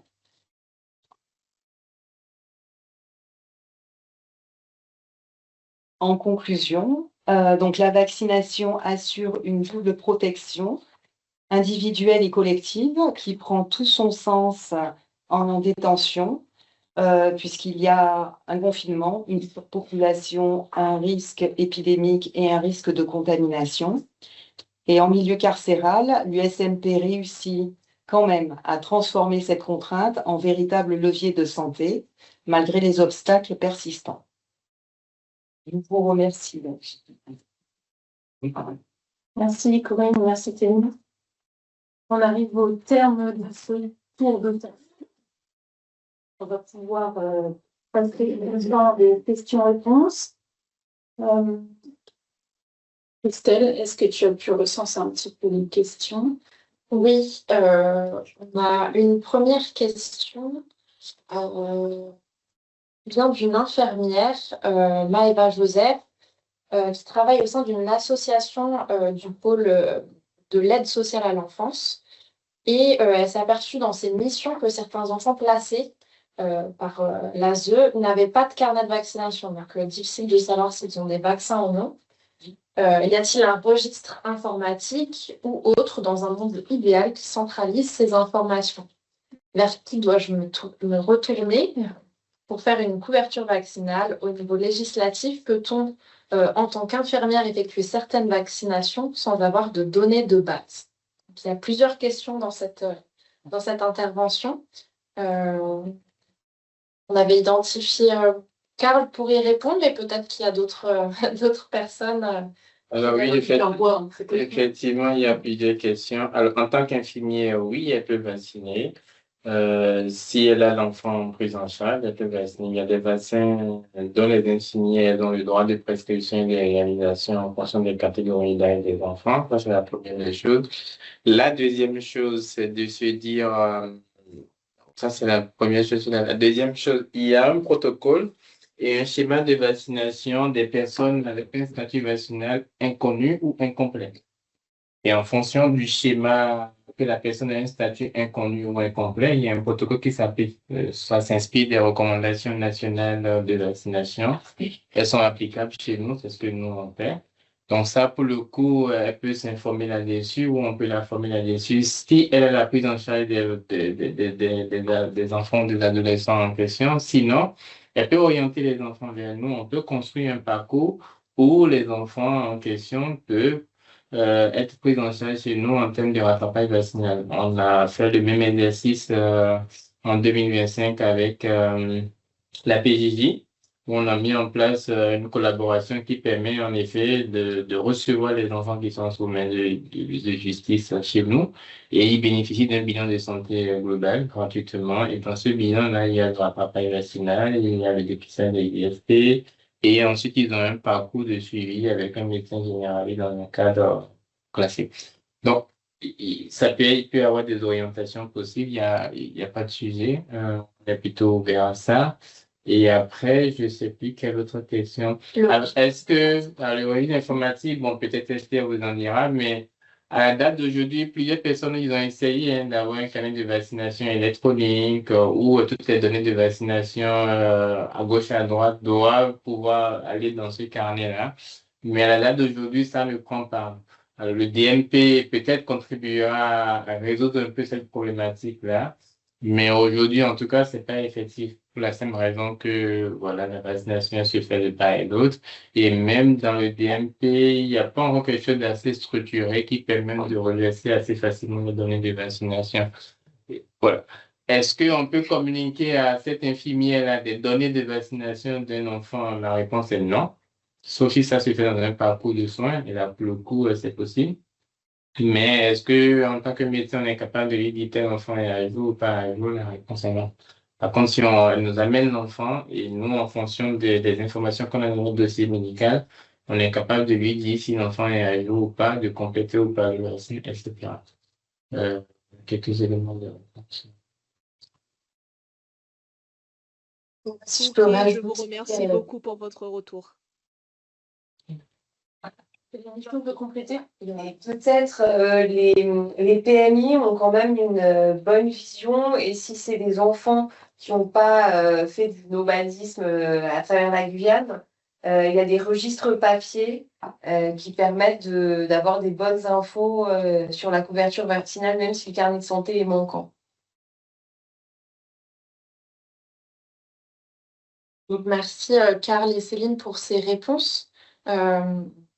Donc, on a entendu qu'il y avait certainement sur le référentiel infirmier les différents vaccins autorisés par les infirmiers. Et puis, peut-être des partenariats possibles avec la Croix-Rouge et l'aide sociale à l'enfance, peut-être. Et puis aussi avec les PMI qui font ce travail aussi informatif. On avait une deuxième question plutôt sur la conversation. C'était plutôt une intervention de Gladys Dufay. Est-il possible de distribuer des documents pour les parents en fin d'année afin que les infirmières puissent profiter de vérifier les carnets lors de la réinscription et ainsi accompagner les parents nécessiteux pour le remplissage du document? Effectivement, il est important de déposer les documents bien plus tôt afin que les chefs d'établissement et directeurs puissent s'organiser. On a essayé ça, ça n'a pas marché. Au début de la campagne HPV, l'idée c'était de distribuer des autorisations l'année d'avant pour que les parents les complètent, pour que l'année suivante, à l'inscription scolaire, les enfants reviennent avec cette autorisation-là. Bon, pour des questions logistiques et organisationnelles internes rectorales, cette organisation n'a pas pu se mettre en place.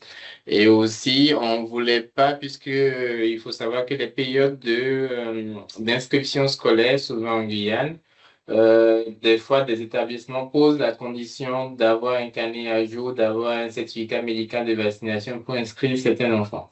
Et donc, ça avait posé beaucoup de problématiques à l'époque qui étaient remontées à la RAS, à la PMI, etc., où il y a plusieurs arbitrages de dire que l'inscription d'un enfant à l'école n'est pas conditionnée à un carnet de vaccination à jour. Et donc, il s'est posé la question de peut-être que mettre en place des autorisations en amont pourrait constituer dans l'usage devenir une limite à l'inscription des enfants l'année suivante. Donc, tous ces éléments-là mis ensemble de mémoire, pour ce qui avait été mis en place à l'époque, bon, ça n'a pas fonctionné. Et aussi, on n'était pas sûr que des parents qui reçoivent les autorisations l'année d'avant, est-ce que c'est les mêmes élèves qui sont l'année suivante? Est-ce qu'ils vont revenir? Est-ce qu'il y aura un problème de suivi? Puisque les infirmières scolaires, ça change aussi d'une année à l'autre dans beaucoup d'établissements. Donc, tous ces sujets-là mis ensemble, on n'a pas fait ce choix-là. Voilà, il n'était pas plutôt pratique. Sinon, dans le monde idéal, ça pourrait être ça. Après, sur la question des autorisations, moi, je suis en train de travailler avec un de nos éditeurs, le SSP, celui qui nous édite, celui qui nous fait le logiciel de la vaccination, parce qu'il y a une expérience qui a été faite en métropole, notamment dans 2 ARS, où sur la campagne HPV, les autorisations étaient directement éditées en QR code. Donc, on avait eu l'idée avec vous à une certaine époque Mais c'était pour la problématique de la transmission des données, qui a accès aux informations, etc. Bon, là, dans ce qu'ils nous proposent, et nous, ça va être pratique pour nous. Donc, je suis en train de travailler avec eux là-dessus. Probablement, là, on aura l'occasion d'en rediscuter pour voir si ça passe ou pas. Mais le modèle d'autorisation parentale sera un formulaire en ligne, traduit en 2 ou 3 langues. On avait fait dans la discussion que j'ai avec eux, on a opté pour le créole, le spantango, ou je sais pas trop quel nom. Voilà. Le formulaire il est traduit et le parent, il complète le formulaire. D'accord? Il peut se faire aider par une infirmière, par je ne sais quelle personne qui l'aide à compléter le formulaire. L'avantage pour nous, c'est que les données du formulaire d'autorisation parentale sont directement intégrées dans notre logiciel de. Donc, ça crée directement le dossier patient avec l'autorisation. Enfin, s'il autorise pour la fièvre jaune, ben, ça nous donne. Et nous, après, on a juste à cliquer là-dessus pour faire la vaccination et c'est plutôt fluide. Donc, ils ont fait cette expérience qu'ils m'ont présentée dernièrement. Et donc, on est en discussion pour voir comment cela est possible ou pas en Guyane. Donc, à l'occasion, on en discutera dès qu'ils vont faire des propositions concrètes, je reviendrai vers vous. Et puis, bon, je ne sais pas si ça va être pratique, mais je pense quand même, comme je leur ai dit, hein, on pense souvent que les personnes en situation de précarité n'ont pas accès à Internet, mais à mon avis, c'est faux. Parce que la plupart des gens, s'ils ont des téléphones, ils font WhatsApp et ils savent se faire aider en tout cas. Et on est capable aussi de les aider. On peut aussi définir dans la stratégie des points numériques où les gens sont capables d'aller. Et ça peut être complémentaire aussi à la stratégie papier. On n'est pas obligé d'aller sur quelque chose d'esprit numérique. Et je peux compléter, est-ce que vous m'entendez? Ah, Madame Aidé, vous êtes là? Oui, oui, tu l'as. Oui, si je peux compléter, effectivement, on avait réfléchi à tout ça, mais notre difficulté qui s'est présentée à nous, c'est que des fois, le ministère, il décide quelque chose pendant les grandes vacances, et puis c'est à la rentrée qu'il faut appliquer en catastrophe. C'était encore le cas cette année, et nous, on était prêts à la Guyane pour les autorisations parentales, mais après, il a fallu attendre, parce que le ministère tenait à ce qu'on porte ces autorisations. Alors ça aussi, mais c'est au niveau national que tout le monde respecte. N'empêche que les informations ne nous parviennent des fois qu'en août, voire en septembre. Donc, on verra pour cette année. Si c'était pour nous, on garderait le même document, mais il faudrait être sûr que le ministère ne nous invente pas quelque chose de plus. Ou de moins. Merci, Mme Lezé. Je crois que Céline Michaud voulait intervenir également. Oui, dans les CDP, ce qui avait bien marché, c'était de faire cette sensibilisation au moment de la distribution des bulletins du premier trimestre. Mais la difficulté, c'est que c'est à la même période de l'année, ça implique qu'on se duplique sur les différents territoires. Donc, c'est possible dans certains endroits, mais pas partout. Mais c'est ce qui avait le mieux marché en termes d'autorisation parentale et d'adéquation entre ce que veut réellement le parent et l'enfant qui est présent à ce moment-là.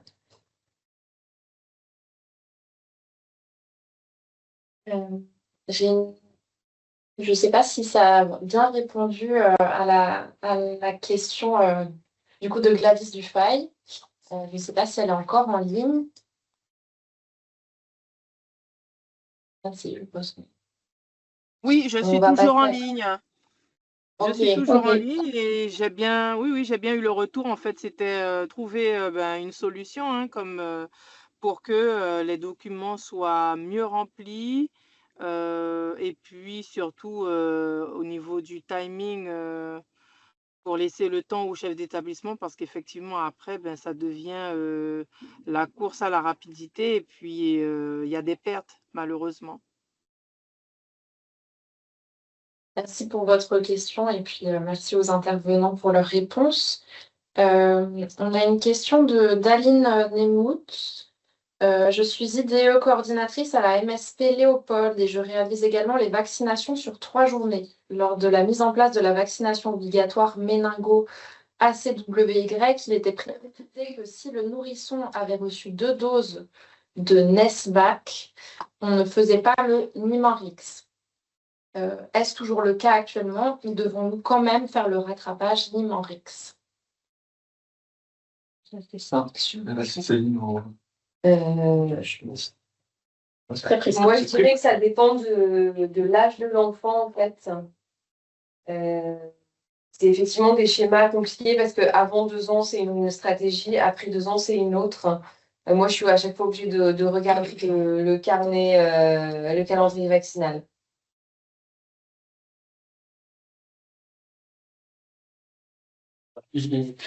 Vous pouvez me préciser la question parce que dans tous les cas, un enfant qui a bien reçu ces 2 doses de méningo-C, en tout cas, il est recommandé de lui proposer un rattrapage à partir de 11 ans d'une dose de méningo-ACWY. Je ne sais pas si Aline est toujours en ligne et si elle peut repréciser sa question. Si je vous vois à l'écran, super. Oui, je suis toujours en ligne. En fait, c'était pour savoir, parce que au moment où ils ont sorti la vaccination obligatoire pour le méningocoque ACWY, c'est vrai qu'ils précisaient que si le nourrisson avait eu 2 doses de Nesvac, on n'était pas forcément obligé de refaire une dose de Nimorix. Sauf que là, avec les recommandations qui changent régulièrement, lorsque l'enfant, moi, la question que je posais, c'est si jamais l'enfant a eu ces 2 doses, moi, je ne faisais pas le Nimorix. Je ne fais le Nimorix que quand je vois que cet enfant a eu qu'une seule dose de méningocoque C, c'est-à-dire le Nesvac, ou j'attends justement les 11 ans de l'enfant pour pouvoir le faire. Donc, je veux savoir si j'étais dans les bonnes pratiques. Moi, je dirais oui. Si l'enfant a reçu ces 2 doses de méningo-C, le rattrapage de l'ACWY se fera à 11 ans. Si c'est une seule dose de méningo-C, la deuxième dose se fera avec du ACWY. Voilà, c'était pour préciser vraiment ce schéma-là, ce que je fais actuellement moi, mais c'est vrai que, voilà, comme les recommandations changent, c'est vrai qu'après, on se pose énormément de questions et on se demande vraiment si on est dans les bonnes pratiques de la vaccination.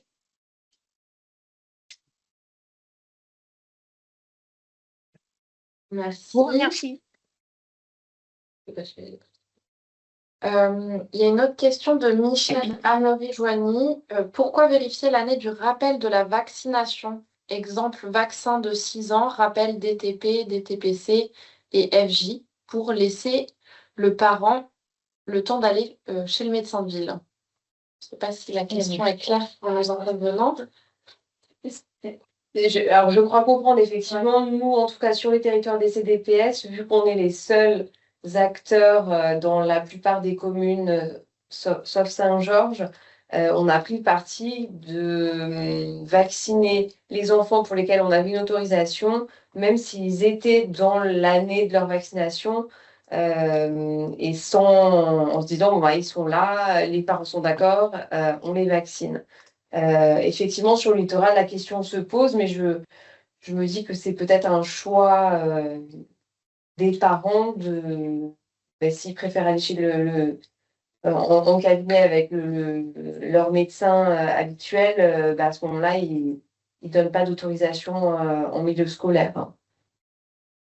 Je vais compléter en disant, en tout cas, ça a été un choix stratégique pour nous, que ce soit à l'ARS ou avec la Croix-Rouge, de proposer cette vaccination. Effectivement, il s'est posé la question.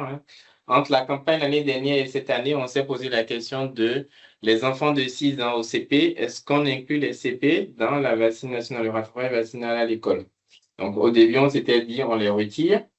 Et à la fin, on s'est dit, mais pourquoi on les retire alors que c'est là où il faut les vacciner?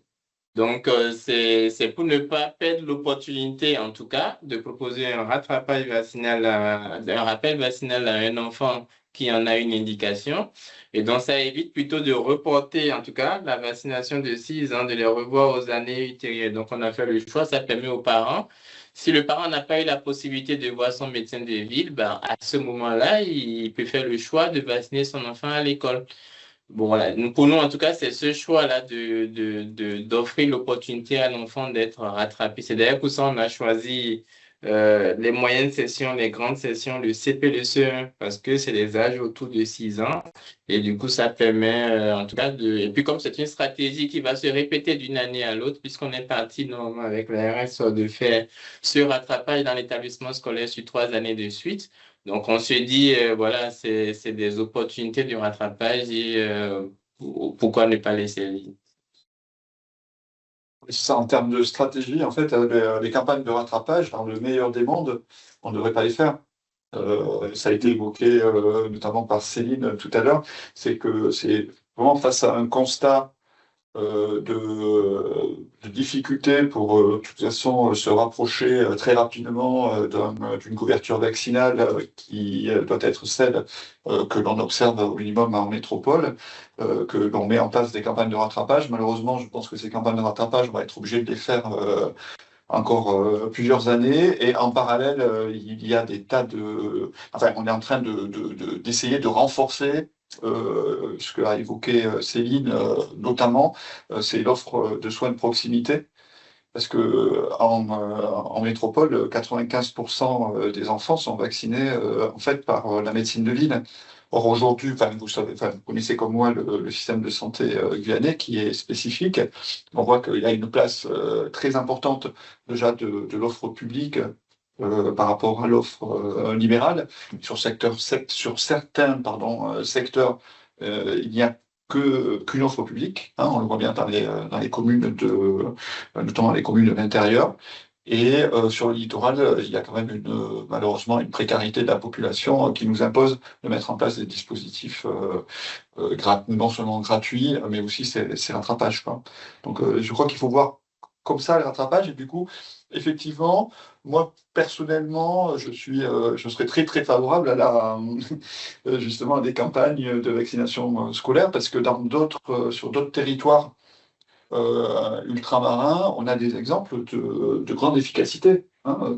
Là, tout à l'heure, les collègues de la maison d'arrêt nous ont montré que lorsqu'on a une population, si j'ose dire, captive, en fait, on a des résultats qui sont très bons. Et là, en l'occurrence, ils ont une population, ils ont une offre de soins qui est correcte par rapport à leur population. Les gens sont là, sont à l'écoute, et du coup, ils ont des taux de vaccination qui se rapprochent de ceux de la métropole, quoi. Totalement. Et aussi, il y a un bénéfice individuel et en termes de coût pour les parents aussi, parce que pour ma petite expérience, il y a quelques années, quand j'étais encore dans l'Ouest, je me rappelle avoir prescrit, en ce moment, nous, on me proposait pas gratuitement le vaccin HPV. Je l'ai prescrit à un parent qui avait ses 2 filles, et je l'ai prescrit, il était dans le droit commun, sauf que j'avais pas percuté qu'il y avait un reste à charge qui coûtait très cher. Et le monsieur, je l'ai envoyé dans la pharmacie juste en face du CPS. Il est allé m'acheter les 2 doses de HPV pour ses 2 filles. Il est revenu et il m'a dit, mais monsieur, vous m'avez dit que j'avais la prise en charge, mais vous m'avez pas dit que j'allais payer autant. Et en fait, il s'est retrouvé avec 35% du reste à charge fois 2 points, vaccin qui coûte à peu près 100 et quelques euros. Avec une facture assez... j'ai senti le jour là que, bon, voilà, c'était quand même un peu salé pour lui. En plus, il n'avait pas prévu. Donc, pour les parents qui n'ont pas de mutuelle ou qui n'ont pas de C2S, il y a aussi un reste à charge important sur les vaccins. Et donc, une campagne de vaccination scolaire, le vaccin il est gratuit pour l'enfant. Et donc, c'est aussi un frein qui est levé. Moi, ça m'amène une question. Est-ce que justement des campagnes d'aller vers dans les quartiers, comme on sait que la Croix-Rouge est aussi capable de le faire sur d'autres missions, est-ce que c'est quelque chose qui a déjà été envisagé, d'aller avec son sac isotherme et puis... Et ça se fait déjà. Ça se fait déjà, ouais. Ça fait tous les jours. Ok. Tous les jours, on a au moins 4 binômes. Oui, oui. Tous les jours, en dehors des campagnes scolaires et en dehors des périodes de campagne. Tous les jours, il y a au moins 4 binômes de la Croix-Rouge qui sortent. Il y en a un qui sort à Saint-Laurent, un qui sort à Cour, 2 à Cayenne. Et ils vont dans les quartiers précaires, etc. Et ils vaccinent enfants comme adultes. Après, on ne vaccine pas les moins de 6 ans. Ça, pour le coup, voilà. Mais on vaccine enfants comme adultes. Hein. Oui. Oui, il est presque 20h. Il est 20h, ouais. On va passer aux dernières questions. Il reste beaucoup de questions. Il y a une dernière question là. Qu'en est-il de la vaccination des moins de 6 ans, justement, quand tu parlais des moins de 6 ans? dans les communes isolées par les CDPS, la plupart des PMI sur ces sites étant dépourvus de médecins. Je commence à répondre, je finis ou... Alors, pour les CDPS, il y a des sites depuis plusieurs années, la PMI avait beaucoup moins d'activités ou plus d'activités du tout. Et donc, dans ce cadre-là, c'était déjà les CDPS, typiquement à Camoufie, par exemple, qui réalisaient l'ensemble de l'activité PMI pour le suivi des enfants de moins de 6 ans et des femmes enceintes. Là, je ne parle pas de l'activité de l'aide sociale à l'enfance. Et dans les autres sites, il y a une partie des équipes qui sont opérationnelles. Et dans ce cadre-là, il y a une collaboration avec principalement les infirmiers, où il va y avoir une coprescription, alors une prescription d'un schéma vaccinal pour un nourrisson de ses 2 mois ou 4 mois jusqu'à ses 12 mois. Et donc une collaboration comme ça, une mutualisation des forces pour que l'enfant puisse être vacciné. Et généralement, le moins de 6 ans est vacciné en PMI par l'infirmière sur recommandation du médecin de CDPS. Mais c'est des choses qui sont en train d'être rediscutées pour essayer d'optimiser un petit peu le fonctionnement sur nos territoires. Donc, il y a des travaux qui sont en cours entre la CTG du côté PMI, le CHU, notamment de la direction des CDPS et l'ARS, pour que une partie des missions des PMI, et notamment la réalisation des examens préventifs de l'enfant, et la vaccination soit réalisée désormais par les CDPS sur certaines communes où la PMI ne réussit pas à recruter les professionnels de santé nécessaires. Moi j'ai de l'espoir, ça avance lentement parce que comme souvent on a ça achoppe sur des questions budgétaires, mais là je pense que on aura de bonnes nouvelles d'ici quelques semaines en tout cas. On y travaille, on y pense jour et nuit et on y travaille tous les jours, je peux vous l'assurer. Ouais. Je voulais compléter un élément de réponse par rapport à la question sur le méningo-ACWY. Je ne sais pas si elle est toujours là, l'infirmière. Mais là, on a lu, il y a aussi un rattrapage transitoire qui est en cours pour les enfants de 2 à 4 ans. Donc, les enfants de 2 à 4 ans, s'ils ont reçu que 2 doses de méningo-C, il est recommandé de leur rajouter une 3e dose de ACWY tant qu'ils sont dans l'âge de 2 à 4 ans évolue. Une dernière question, on a plus le temps? Bonsoir, je peux juste rebondir rapidement? Oui, Alexis.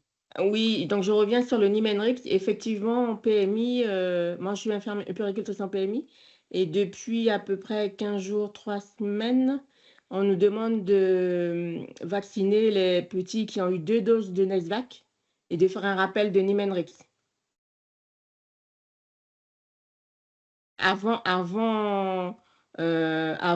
4 ans, oui.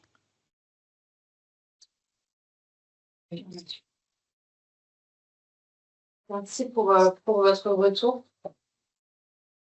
C'était intéressant aussi de savoir un petit peu vos professions. Donc, pour ceux qui sont encore connectés, peut-être noter votre profession dans la conversation. On retrouvera avec votre nom, prénom.